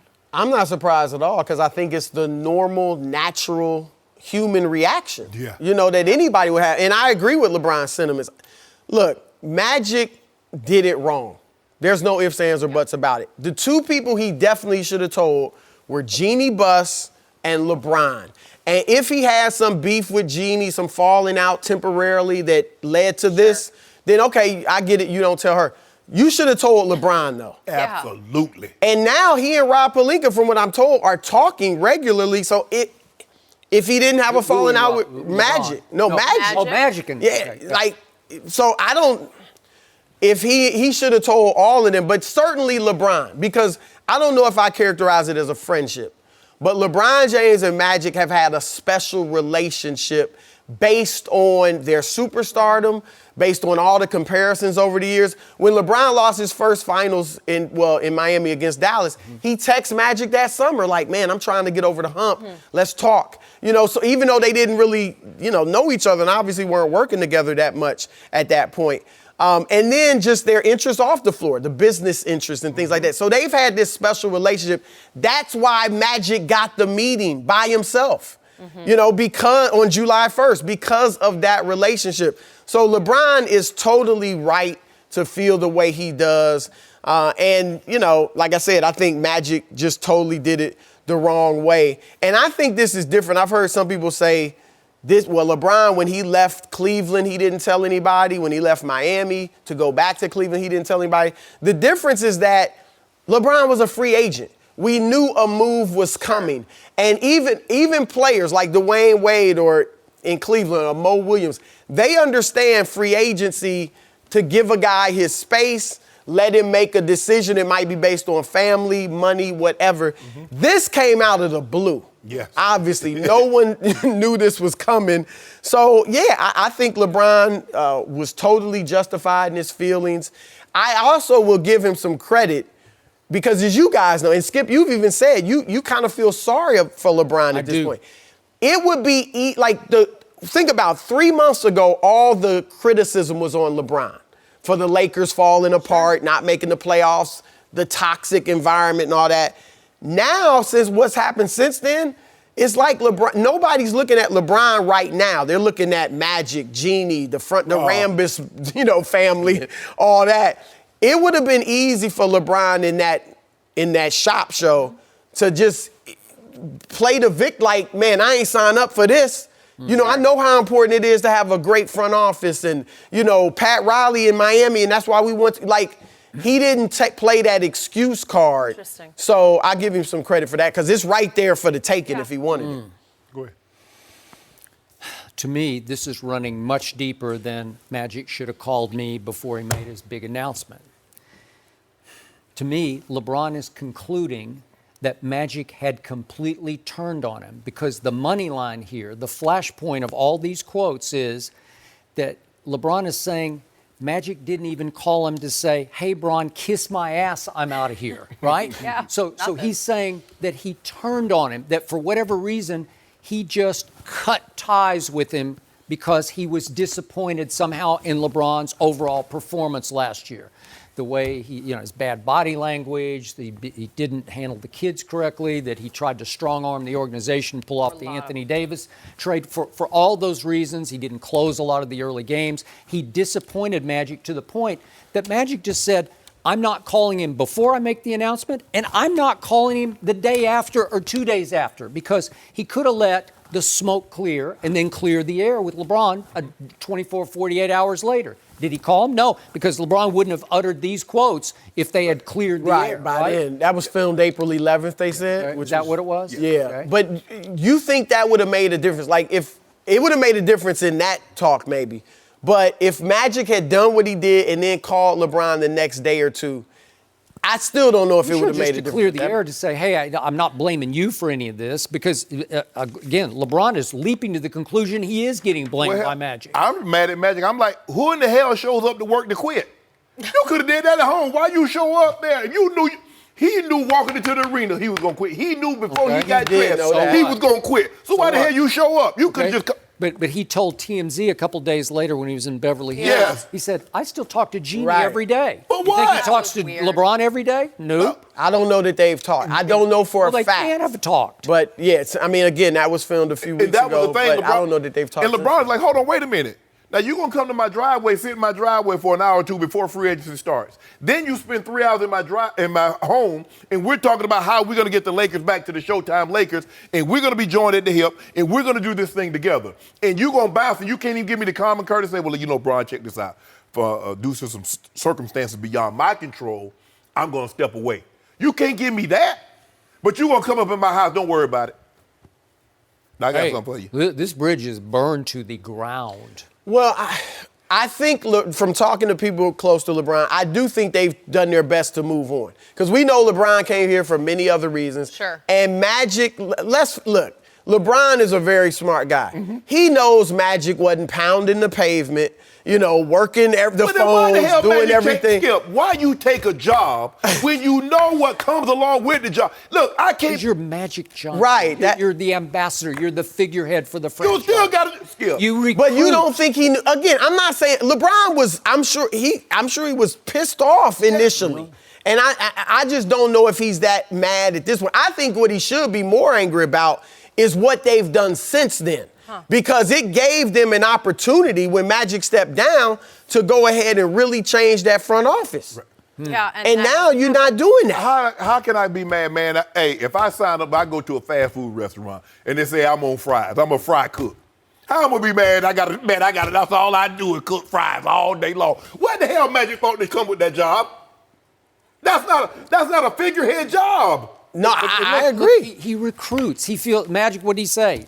I recruited LeBron James. Like, I'm good. But hold on. I'm good. I did what I was supposed to do. And that's why Magic is capitalizing on, I brought LeBron here. He wants that to be the legacy of That's his presidency. legacy, yeah. But not all those really questionable moves. Right. Because you brought LeBron, though, you owed him that. Look, I think LeBron wanted to come to the Lakers anyway. Yes. But I do think Magic, he probably would have came anyway. I'm almost certain. I am too. But Magic gave the Lakers front office at least more of a Credibility. semblance of credibility Yes. than it had over the previous 4 or 5 years. So that made him put LeBron at ease. I got it. So I do feel sorry for LeBron because he's stuck in a sitcom of a snake pit. That's what this feels like to me. But he's also publicly acknowledging that Magic turned on him. Am I right? That's what he's saying. At least he could have called me. He believes that. He didn't have to use that for. You're right. He didn't have to put it in my a ass. negative way. He could have put it in. You didn't call LeBron. Hey man, I'm out of here. Right. You're right. He didn't have to put. I don't know if that means what LeBron you're saying. said, I would have been okay if he told me to kiss my ass.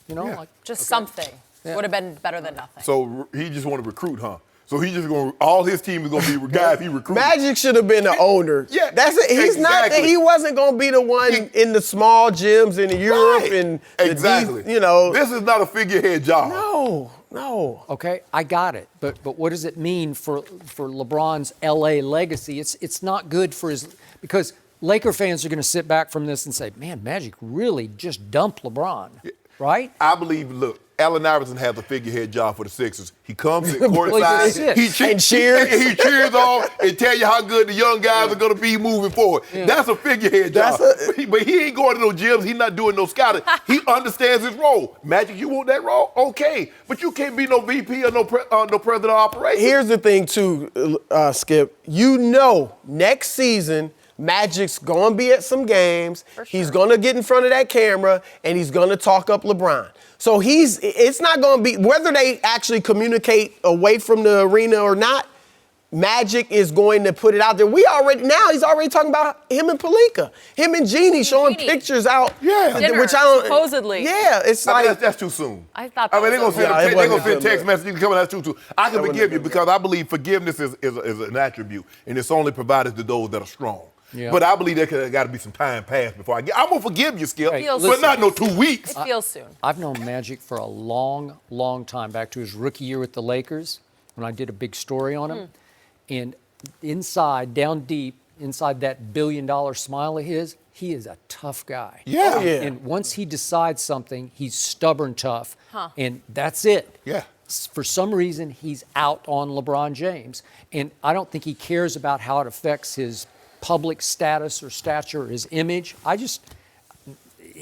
The bridge got burned. I don't know. See, I don't know that he's out. I'm not ready to declare that. Are you? No. That he's out on LeBron? I don't know if LeBron had as much to do with this. I don't think so. I think it was more Jeannie, Rob, all that. They did not bond as deeply as I thought they had. Hell, he wasn't never around. Okay, but they did spend the first big, what night was it? Was it July 1st or whatever? Whatever day it was. They spent the whole night together, right? Yeah. Well, those are two great, all-time greats, and one modeled his game after the other. And they said we were just talking, we just talking connect? hoops. We wasn't, we just talking hoops and, how we going to do things. And okay. If there's a deep bond between two all-time great players, you have to call him at least the day after or 2 days after. Yeah. 100%. Oh, we agree with that. You just do. I agree with that. Okay. Yeah, but I don't believe he out that on one. I don't know. He was hurt, Skip. Come on. Your boss talking behind your back, and then your subordinate talking behind your back. Faster. Maybe he thought he was healthy. They did declare lucky we him came healthy. back. Am I right? You're lucky we came back. We? Remember, it should have been Who's 6 we? It Are should you have been his right-hand 6 man? months. Yeah. Is that who he was referring to as my right hand? Yeah, remember, it should have been 6 months. I forgot about that one. You know what? Forgot about that Now one. you're talking about his Beverly Hills. I'm just saying, she's the expert. I ain't LeBron's right-hand man. I'm his middle finger. Wait. That's what I be doing to everybody that be coming at it. Was that Beverly Hills woman just his real therapist or his physical You therapist? know what? There you go with that foolishness, man. Maybe you do a little of both. You know Chris, what? good I stuff. see what you're trying to do. With or without Magic, it's all about this summer. You know that. Yeah. They That's still what have a it's all long about. way Wow. to go. We want Kawhi. From what I've seen these play out, we want Kawhi. We You want can have him in the Kawhi. fourth quarter. We want You can Kawhi. have him. Take him. Can we get a coach first? lose. Okay. Different coach. Why is the Browns' new coach trying to lower Good expectations in question. Cleveland? You got to hear this next. No mercy. So the Browns are the early favorite to win the AFC North. Cleveland had a big offseason, including adding Odell Beckham Jr., but they still haven't been to the playoffs since 2002. And Cleveland's new head coach, Freddie Kitchens, he doesn't want to hear about any outside hype. Take a listen. Last year is last year, and last year doesn't make no two teams are the same. All right, I've said that numerous times. You're not going to be the same. I don't care. You're not going to pick up where you left off. And we're not interested in revisiting last year at all. We were 7-8-1. We didn't do last year. All right, we didn't win anything. We were third in the division, and I don't know where all this is coming from. Just because the Super Bowl is our goal doesn't mean that's what we're at right now. We're a team just like the other 31 teams, and we're focused on training camp, OTAs, mini camp, and getting better when those guys get back in the building. All right, Shannon, do you like those comments from Freddie? Skip, no. He act like there aren't expectations of this team. Remember, you won, 4 games the previous 3 years. You go 7-8-1. Let me get this straight. You have Baker Mayfield, who threw more touchdowns in his rookie season than any quarterback in the history of the game. You trade for Odell Beckham. You trade for Olivier Vernon. You sign Sheldon Richardson. You get Greedy Williams, who had, by most indications, had a first-round grade in the second round. So you make all these. You get Kareem Hunt off the waiver wire. And now what? So we're supposed to say, you're supposed to be better than last year, Skip. Those are the expectations. I get to say, look, I understand what those expectations are. Our goal is not only to meet those expectations, but to exceed those expectations. But to try and downplay it with what you've added. You added a top 5 receiver in Odell. Baker Mayfield, if a rookie quarterback, you hope he takes a jump from year 1 to year 2. You make all these acquisitions, Skip, and he's just trying to poo-poo it. No, Freddie, we ain't finna let you off the hook like that. You better embrace it, because there is expectation. So see what he's trying to do, Skip Bayless. He's trying to get at, see if he start off 1-4. See, I told you guys, you had all these expectations. Oh, no. You wanted, when you went in there to, Jimmy Haslam, and John Dorsey, when you talked about, you could do this job and you going to do so much, I bet you didn't say that. I bet he didn't tell him one time, guys, we got to wait the training camp. We got to wait the mini camp and OTAs and we get everybody in the building. No, he was hooting and hollering, talking about, oh, we're going to be great. I can get this offense. I can have them right. No, I want the same energy. I want that same energy when you talk to John Dorsey and Jimmy Haslam about wanting this job. That's what I need right now. Don't poo-poo them expectations. Own them. So if you can't stand the heat, get out of the kitchen. Yeah, right? come on, Freddie K. Now, you done got me. Hold on. He done let me jump on this bandwagon with both feet. Yep. I ain't halfway home, Jenny, 1 foot on, 1 foot off. I done jumped on this thing with both feet, and now he want to. I'm out, Skip. No, not yet. The team deserves great expectations. Yes. Yeah. The new head coach, not so much, right? The team deserves to have all kinds of national pressure heaped upon its shoulder pads. The new head coach doesn't really deserve much pressure at all, because when he says, we really didn't do you-know-what last year, well, he hasn't really done you-know-what in his entire coaching career. Ever. Am I right? Yeah, you're because, right. Listen, of all the quarterbacks at Alabama, usually I remember the quarterback. Yes. Do you remember Freddie Kitchens? Skip, I honestly do not. Okay, Freddie Kitchens he was a starter for 3 straight years. Yeah. Gene Stallings, then Mike Dubose took over. So he was that starter, and they went 8-3, 10-3, not bad, and 4-7. Skip, I go back to Vince Sutton, I go back to Billy Ray, those guys that came from the Atlanta area. I go back way. So I did Freddie Kitchens. I thought he was a receiver. I got it. And remember, Gene Stallings won the national championship in '92 Correct. with Jay Barker, and I remember Jay Barker. Exactly. He was just a college quarterback, but he was pretty good. Yes. He was good enough.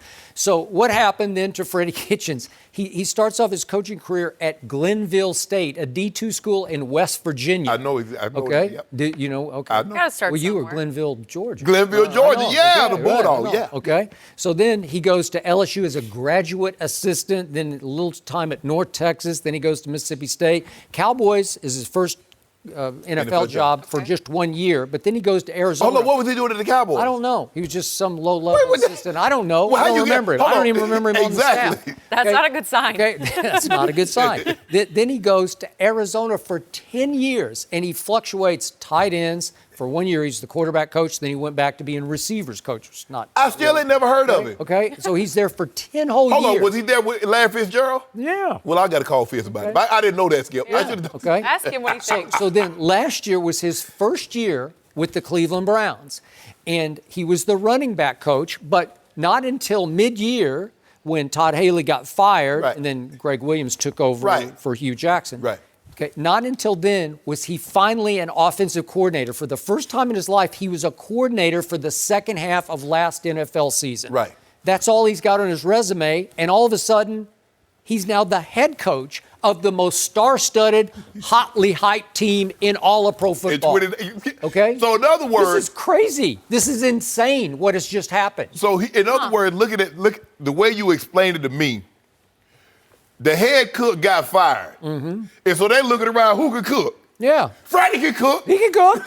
So Freddie, he's never really cooked before, but everybody says he's okay. He's never called a play in his life. Okay. You fired the offensive coordinator. Well, who can call plays? Oh, let's let Freddie. Let Freddie do Freddie's a good guy. Who does Baker like? Oh, Freddie. He loves Freddie because the truth is, Baker's probably now kind of the offensive coordinator. I know Baker well enough to know he's going to kind of run it himself. He loves old Freddie because Freddie just kind of goes along with what Baker wants, right? Man. Am I right about Those that? credentials were tough, Skip. I don't think we've ever gone through it How like do you that. do it? And it's like the old, where's Waldo in this picture? Well, Yeah. he's Waldo, right? There's Waldo. It's Freddie Kitchens. With those credentials, how do you become a head? When they say anything is possible, Skip, Anything is possible. Yeah, but Cliff got a gig too. So. I mean, but at least know Cliff what? was a head coach. He was a head was a coach. head You know what? coach. That's fair. And at least he was He's highly called plays, regarded yes. as like an offensive All right. college Yes. guru. Yes. right? Fair enough. Yes. He was that guy. He's called plays before. He has called plays before. Freddie never called a play. What are we doing? As a matter of fact, they didn't even let Freddie send the plays in. No. That's how Freddie was. He gonna mess it up. But he goes from that being a running back coach to being an offensive coordinator to being a head coach. And now he wants to run away from expectations. Bro, you're Cleveland. You hadn't had a winning season in a very long time. So you got Baker Mayfield, you got Odell, you got Jarvis, you got Njoku, you got all these offensive weapons. And then what you've done on the defensive side. Bro, you better embrace this because I don't want no excuses. Well, he deserves some excuse, but the point is, I'm sure when Baker told Odell by phone, our coach is Freddie Kitchens, and Odell's like, Freddie who? Freddie Kitchens? But Baker's saying, he's cool. He'll stay out of our way. Freddie Well, K, you better own up to this, bro. Hey, you know what happens? You know the NFL. You know how it works. If about mid-year they're like 4-4, you know what the players are going to be saying? It's his fault, right? Yeah. Where's the head coach? He's got to be stronger. You know what, Jenny? I needed him to say this before I jumped both feet on the wagon. He should have let me have halfway on, halfway off. So No, this was more fun for I us. wouldn't have hurt myself getting up off it. But now hear him talking like that he don't want these expectations. Don't you want that, Skip? You don't think Tom Brady's like, oh, man, the expectation is, Tom, in the AFC East, playoffs, Super Bowl. You think Tom Brady runs away from those expectations? The really great teams don't run away from expectations. We are the expectation. Okay, so Freddie isn't driving the bandwagon. He's basically in the trunk, right? He's just in the trunk. He's just saying, I'm going along for the ride. You guys, can you kind of help me out here? Their last playoff win, 94. You know who the coach was? Bill Belichick. Belichick. Little different coaching credentials. The Bill Belichick who got fired. Skip, stop it. They were in transition. They were moving back to Baltimore, and they wanted to go in a different direction. That's why they fired 5 him. years, 4 losing records in Cleveland by Bill Belichick. 1 year in Foxborough, 1 losing record, and started 0-2 until that guy fell out of Well, the all sky. I know is I only lost one game against Coach Belichick. Really? One. Only lost one against Tom Brady, too. Only played him once, though. Twice. Played him twice? Played twice. What was it, like 47-14? No. They beat us on the last second. They beat in Denver. Remember when they the safety? Coach Belichick took a safety with like 2 minutes to go, and then they punted the ball, and our returner let the ball hit. And so the ball ended up carrying like to the 3-yard line, and they pinned us down. And Tom Brady threw a touchdown with like 28 seconds. Clutch again? And then guess what? The year after they won the Super Bowl, we went up there, and O'Shea did a number on them. Wait, was that the only game he ever won in Denver, it seems like? Or Well, before they started winning recently, yeah, but that was the only time Your he ever memory won. is incredible. Yeah, we got him, though, Skip. You know I had to go there and get me a tub on him. You remember he everything. lost? Huh? Took the L. No. Not when we went to New England. Oh, okay. Yeah. All right. Oh, you had to get him. I got a question. Who is the only 3-time slam dunk contest champion? It is our next guest, Nate Robinson, live in Here we studio go. when we come back. Wasn't Steph Curry? No mercy.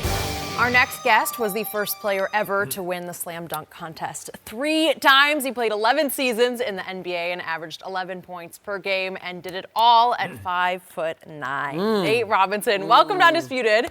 Thank you for being here today. Yes. By the way, my wife said to tell you hello because you were always her favorite player. Oh, wow. Really? Thank you. Yes, Wow. always. Very nice. Good to know. Good to know. Way to Thanks for go. coming on early this morning with us, Thanks bro. for having me. Well, we all know you from basketball, but we do want to ask you about the American Flag Football League. the You're part of FFL. that, so tell us. Oh, yeah. Tell us So what this it's about. will be my second season. Last year, we played against Seneca Wallace's team. He destroyed us, by the way. But it was just fun. About 130 teams sign up just all across the country. We got a team from Spain that signed up. And, we're just giving guys opportunities to come in and showcase their talent. And it's fun, honestly. It's very competitive. Mike Vick, Chad Ochocinco. This is some names that throw out there. This year, I get to play against Primetime, Deion Sanders' team. So that's going to be a big thing. So if I get a pick 6, you're going to be seeing me with the prime. You feel me? I got to be out there doing my Any thing. regret that you didn't pursue the National Football League? I wouldn't necessarily say regret because, God blessed me with, playing the best sport on earth for me. I love basketball. I love it. And I play with a chip on my shoulder, and I consider myself an overachiever because people didn't believe that a guy from Seattle, Washington, 5'9", and, to make it to the NBA. So for But me, at I the think I University of chose the Washington, right. you were a really good cornerback. I was pretty decent. I was pretty decent. My teammates believed in me, and for me to play my first love all over again, play some flag, I'm totally excited. So what was your take on what went down in Houston on Saturday night between Golden State and Houston? I just believe like right now, Houston they found their comfort zone right now, and if they can keep that up. And make sure they can make shots and not do like they did last year and go 0 for Winfrey.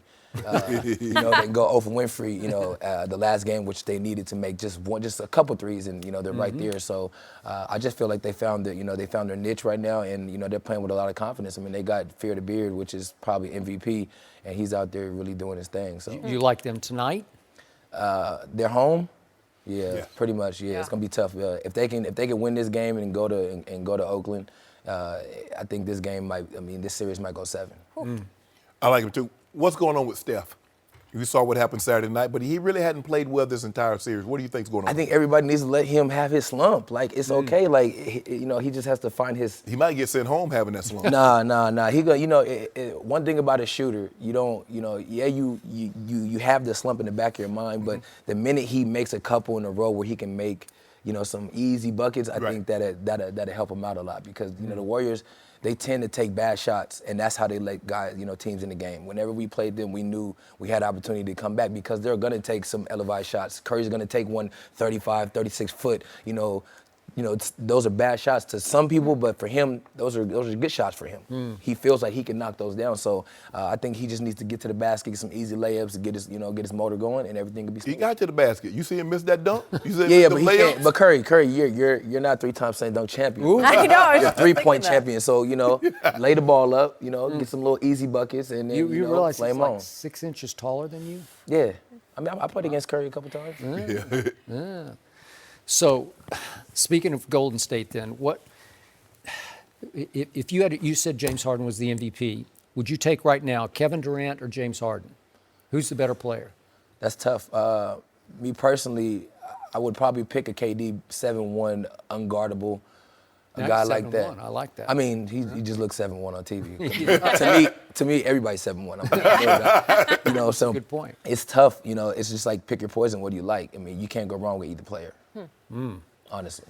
So let's talk about the other series going on. Now it goes back to Toronto. Do you feel like Toronto's in complete charge of this series? Yeah, you got Terminator Jordan over there in Kawhi. That's baby Jordan over there. Sure enough. Killing. Terminator Really? Jordan. Yeah, what? He looks like a robot, but he's like, I think Michael Jordan's in there playing. Really? Yeah, man. Wow. He's Did you showing see him in the spurts. fourth quarter of Game 3? He scored no baskets. Would that be man, was that Jordan? That's not Jordan-ish. I'm not saying he's Michael Jordan. That's Okay. something Jordan would never do. But he's showing that he can. He's emerged to being Really? a big-time superstar. But think- Wait a second. He missed 4 free throws in the fourth quarter yesterday. I don't know. Is that That's Jordan? because his hands are too big. You know what? That's what I it agree is. with that. No, seriously. If his He tried hands. to be shooting on the tips. I know. Yeah, I got yeah. it. I got it. It's His almost hand- like his Shaq hands- trying to shoot. Yeah, But so you know for what? him to make the shots that he's making with them No, big that's old hands, true. I'll give you that. That's big time. But here's the thing what's so impressive is that not only is he's averaging 38-9 in this series, shooting 62%, he's taken Ben Simmons and made him null and void. Well, Ben Simmons is going to have to do it on the offensive end, too. Like, guys are He backing can't. up. I know, but, hey, Ben, if you want, I He can can't help you post out. up Kawhi. Hey, Ben, I can help you out with the jumpers. You want to come learn how to, Well, get good that luck. jumper right? Well, he definitely needs to work on that. Yeah, but the that's- thing is, they seem like they fortified. It's like, Ben, you're not getting in the paint. We're not going to give you layups and dunk. If you want to shoot 10-footers, you want to shoot the 3, have at it. Take it. But we're not letting you in the paint. Yeah, that's something that he has to work on in the offseason, just like jumper all day. Shoot. So let's go to the other series, which is Boston, and you know the Celtics pretty well. You spent your time there, right? Yes. So this is it, pretty much do or die tonight in Boston for them. What does Kyrie have to do? Do you trust the Celtics to win this game? Because they have looked. Well, it's a must-win. You got to get this one. And But the last 2 games, they have not looked like they're even competitive with this team. They just gotta find a way, one, to stop this. I won't say stop. Let me say slow down Greek Freak. Okay. Like they have to make Milwaukee use the other team, his teammates. You can't let you got to stop Greek Freak and make them use the other guys. That's how the Celtics are gonna win. Yeah, because the thing is, when you look at it, Middleton is all of a sudden making threes. Lopez gives you enough. Coddington He comes in, Skip. I mean, Harden can shoot. yeah. And so now they can't slough off like they did in game one because the rim had a lid on it. They couldn't make any threes. So everybody was crunched down and Giannis couldn't get to the rim. Now they're making those threes and they got to guard him one-on-one. The dude had almost 30 points on 7 field goal attempts because they foul him every time. Either he's dunking it, laying it, or you foul. Yes. It's a foul. I mean, I've just never seen anything like this. How you get that many points on 7 field goal attempts? It just happens like that. When you got them go gadget arms, it seems like he stepped past half court. It's 2-3 dribbles, it's a dunk. You know what they're going to have to do tonight? What? They have to play Aaron Baines, my former Spur, because he's 7 feet Oh, tall. big boy. He can't He's a move. mountain. He can't move. You know what? But he bothers this guy. He bothers Giannis. He does. Because he just gets in his way. That's a mountain in the way. you just got to be physical. Because they didn't physical. play him at all the other night. They're going to have to play him a bunch. 25, Giannis 30 going to have about 30. Think so? 30 and 35. 13, yep. If they're Baines playing, if they can knock down a few threes early. Now, obviously, if they don't knock down the threes, they're going to even pack it to condense it even more. But if they can hit a few threes early, it's over. Maybe Marcus Smart tries to play. Uncle Drew gonna come and save the day. Do you think so? Yeah, Uncle Drew, Kyrie Irving for sure. Okay, because he better. He This has is to. it. Yeah, And he you know has what? to. This has been a troubled basketball team the whole year. All year. Up and down and all swirls around Kyrie, and he's throwing all his teammates under the bus, then they throw him under the bus. And now it's time to reunite Sure. and take a stand at home. And I think they will. You think they won't, right? Giannis. Giannis? Too much Giannis? Too much Giannis. Antetokounmpo. You are the guy that came out here this year, and it's obviously the season didn't go as well as he had expected or anyone expect. LeBron in L.A. I mean, right now it's just a circus. You know, it kind of reminds me back when I was on the Knicks. It was just a lot of things, just too much Really? things going on, and not enough just basketball. Like Right. let's focus at him. What are the pieces that they need? They got to just figure that out. I mean, the king's gonna be the king, but everybody else they have to contribute. They got to figure out how to. First of all, they got to find. The king will be the king. What coach they get? They get T. Lue. Who are they gonna figure out? They need to hurry up, get that established, and then start working on the rest of the team. The king will be the king. The king will be the king. No, you can't go against LeBron James. I know, but He's he's the king. been deposed by Kevin Durant as the best player, right? I mean, it goes up and down. Michael Jordan, I feel Michael Jordan was the best player in the world all the way through his whole career for me, and he wasn't always an MVP. So it happens. No, he wasn't always the best player in the world. It changes. It changes. I mean, because when he got in the league, what was Magic? What was Bird? Because you know Bird yeah, won it. and Isaiah Thomas. And then you had Magic. Yeah, you had. So they had a lock. They had a lock on them Took MVPs. LeBron a while. They would skip over. They had, Michael was the little brother trying to get to the MVP. And Bird and Magic had him by the head, like, nope, you can't touch it. You gotta wait. Yeah. You gotta wait your turn. Well, LeBron got swept in his first finals, so he wasn't there yet. Michael Jordan got swept his first 3 playoff appearances until he got old Scottie Pip. But that ain't none of my business. I don't even know why I brought that up, man. No, you should bring that up. I mean, He got swept. Look, Jordan. That's why I love Scottie Pippen, because he definitely helped Michael Jordan in his path of being who he is. Because you can't, Michael Jordan couldn't play by himself. He ain't playing He one-on-one. took Scottie Pippen guarded the opposing team's best offensive player. A lot He of took times him. that was Jordan, who was a defensive player of the year. How many did LeBron win? Defensive won players none. of the year? Huh. He won. But Mike, there what is is a it? lot of defensive players that play. A lot of bigs win that honor. Because you block shots and Yeah, stuff like that. you get a lot of rebounds, So Michael contested Jordan shots. won 10 scoring titles to LeBron's one? One? How many times? And how you're many daring to put him in the same sentence? But LeBron is 16 for 16 leading the team in assists. He led his team in rebounding 5 times. How many times Michael did that? Well, it's called usage rate, where you have the ball in your hands way more than your teammates do. Did Michael have the ball in his hands? Sometimes, but not like that. Not like LeBron does. Well, he can't do what LeBron did. I mean, everybody can't do that. Really? If they could, they would have the ball like that. So how can you make a case that that LeBron James, who is one of the worst late-game free throw shooters I've ever seen, could be the best player on the planet and better than Jordan? You can't make that Well, case. if you put the ball in the bucket like he does, because he has more game-winning shots than Michael, that's how you do it. You don't have to worry about the free throw. I don't even bother free throws. That's why I don't carry singles. Michael Jordan hit a walk-off shot to win a final. Why would I carry singles? For what? You know what I'm saying? I don't carry no single, no change in my pocket. You carry change? When last time you know somebody can? Let me borrow 35 cents. When the last time somebody went through their pocket to give you change? Nobody carry change anymore. Yeah, we just do Cash App now. That's it. That's what App LeBron do. He do Cash App. He do cash threes, cash twos. He don't even worry about them 1 point. He cashed out. He don't worry about. Wait, out. I want you to have the energy next year. I will. I bet we won't be having this conversation next year this time. Well, I sure hope not. I bet you. Because he needs Durant to come to LA. Hey, I told you we want Kawhi. Wow. I keep telling you we want Kawhi. You want that guy? We want that guy. You might want to go somewhere else. That'd be tough. That'd be tough to see Kawhi and LeBron. Woo! That baby. You think it'd be tough? That'd be good. Okay.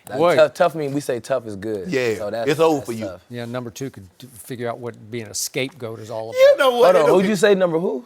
He called him number. You won't call Kawhi? That's Charlie left it first. baby Jordan? He quit on my team last year. Oh, that means you like DeJounte Murray. Shout out to DeJounte Murray. Yeah, Seattle's Rainier Beach, own. Seattle's guy, you know. There you go. It's for the Spurs. Way to go. Shout out to my boy. Spurs done. Cooked. DeJounte is really good. Yeah.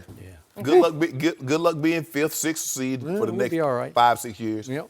Harsh on this guy all the time. Nate, good stuff. Thank you Way for to go. joining Thank you. Undisputed. Good Good luck luck. with the American Flag Football League. Exciting. Good stuff. All right, we are going to be right back.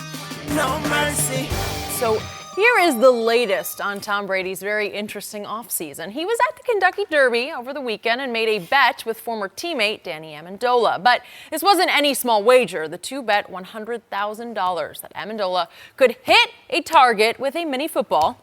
Danny missed the throw, and he lost the bet. Skip. Yes. What is your reaction to all of this? I have 2 points to make. Point number 1, I tell you again and again, never bet against number 12, Tom Brady. True. And the weird part about it was Amendola is trying to throw when he's a receiver. So I thought he would turn it around on Tom and say, well, you throw the miniature football and see if you can hit the sign. Because Tom Brady would have nailed the sign. No, he would not have, Skip. And by the way, I have to put you in your place about this because I did check with a source at the Jimmy Kimmel Show. Remember last week, Tom Brady for his skit on the Kimmel Show. Sure.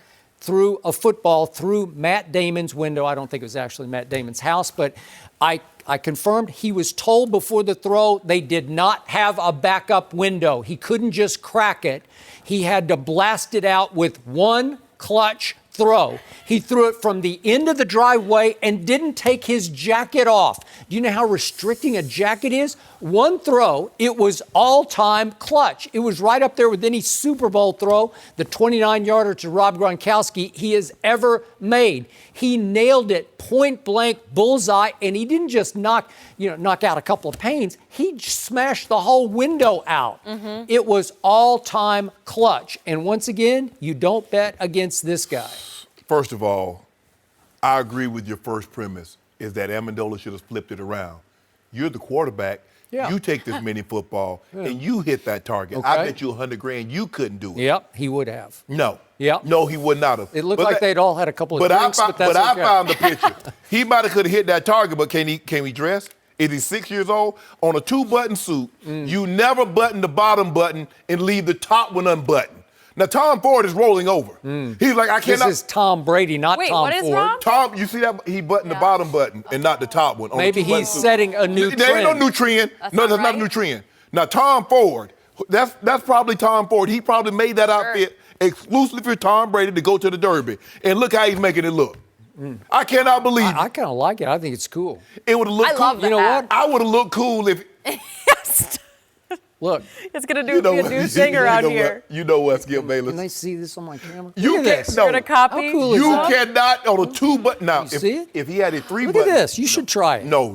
You always You button can't get your bottom one. No. You always button the top button on a 2-button suit. Now, if you have a 3-button suit, you button the middle button or you button the top too. But you never, ever button the bottom button on a suit. Says fashion icon Shannon Sharpe. Yes. Now, I don't know, Skip. Them 2 things I know. Now, there's 2 things can't nobody beat me at, especially if you put both of them together. Okay. That's putting these rags on and talking. Now, you might separate one of them and somebody might slip me up. But if you put these 2 things together, these rags and this talk game, they'll they'll Shay Sharpe in this him. Really? No, sir. Interesting. Yeah. Why haven't you learned you should never bet against Tom Brady? Because you bet against him all year last year, again and again and again, and you lost, and you're still betting against him. And plus, that's a mini football that doesn't have the proper weight. How far do you think you're going to throw a mini football, Skip? He should have had an official football and try to do it, not a little mini football.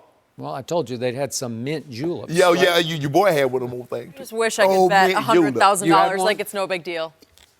Hey, I'm at a party. when you're married to Giselle, you could do true. whatever you want to do. No, you can't. No, you can't. That number could've gone up. No. Fashion doesn't work like that. Fashion doesn't care who you're married to. You can't button the bottom button on a two-piece suit. That's a no-no. That's a faux pas. Watch. Across America. I bet you they won't. Next week, I bet you everybody's they going to be don't. buttoning their bottom button. I bet you they don't. Want to bet? I bet you they don't. I'll bet you they do. I bet you they do He just not. set a new trend. He knew exactly what No, he he was didn't. doing. No, Everything he had no is idea. calculated. Like you said, he had a few mint juleps in it. He thought he buttoned the top. I think Amendola had realize. more than a few. No, I'm talking about Tom. No, Tom, I know. No, oh, I yeah. know. But Amendola, why would you make that bet? I don't know. I don't think Tom has mint juleps. And by the It's way, not the part other, of the bottom line to the story is, will Brady make him pay? No. No. doubtful. No. I mean, they probably woke up in the morning like, what did we do? What did we say? Did we have a bet? If I'm dead, I'm like, nah, I don't know what you're talking about, bro. Well, it's on move on. tape. But hey, I think Brady will never let him forget it, but you won't make him pay it. but that's what we do, Scott. I mean, you get with friends, you always bet. You make some of the weirdest bets. How much money have you ever lost on a bet like that? Like How much of it have you ever paid? No, Yeah, no. exactly. I bet Alfred Williams in 1999. I bet him I'll have more sacks than I would have more touchdowns than he had sacks. Oh, that's a good bet. I got hurt the fourth game. He had one sack. He got hurt the fifth game. He beat me 1-0, Skip. So I told him, I said, I buy for half price. I had to get him 12,500 Buffalo nickels. Oh, my gosh. Okay. Well, there you go. All right. On that note, we're moving on. Will James Harden lead the Rockets to another win tonight? These guys will make their picks next. No mercy. Hey, the Rockets are a small favorite over the Warriors in Game 4 tonight in Houston. James Harden is battling an eye injury, but he still dropped 41 points on Saturday. On Golden State side, Steph Curry, he was awful in Game 3, shooting 7 for 23. So, Shannon, who wins tonight? I'm going to take the Rockets. Steph is clearly struggling. He's averaging about 9 points lower than his regular season average. And so I'm going to take them. Harden and Gordon has been unbelievable. They can't find a way to stop both of those guys. I believe those guys will continue to go off, and I like them in a close ball game. So Houston's a 1.5 favorite. Good enough for me. I picked the Rockets before the series started, so I'm going to hang with the Rockets to win another basically must-win game at home. But I wouldn't bet a wooden nickel on it that you just talked about, all those wooden nickels that you bet, because Golden State lost Game 3 more than Houston won Game 3. And I'm going to say this again. Steph and Clay both have been very quiet from three. They've averaged 5 makes a game, 5 3 makes a game in the first 3. One of these nights they're going to have 10 makes because they just do. When is Chris Paul going to have one of those games? You know what? That's a good question because he's going to have to tonight. Yeah. He's the missing link to me for As long as Tuck keep getting those boards, Gordon keep doing what he's doing, and you know the beard. You know James Harden going to get you another 40 spot. You want some of that? He might need 50. No, he only need but 40. Yeah.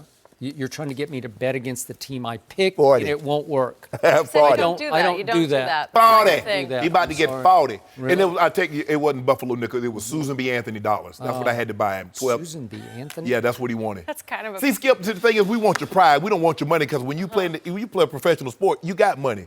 I want you to go to the teller and tell him Shannon Sharpe That is said it for we're us. going to get quarter. We'll be back tomorrow Dollars. morning at 9:30 Eastern. NASCAR racing live from Dover starts right now here on FS1.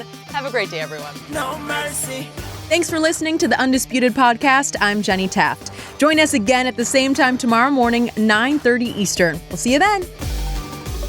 Fox Sports 1 of 1.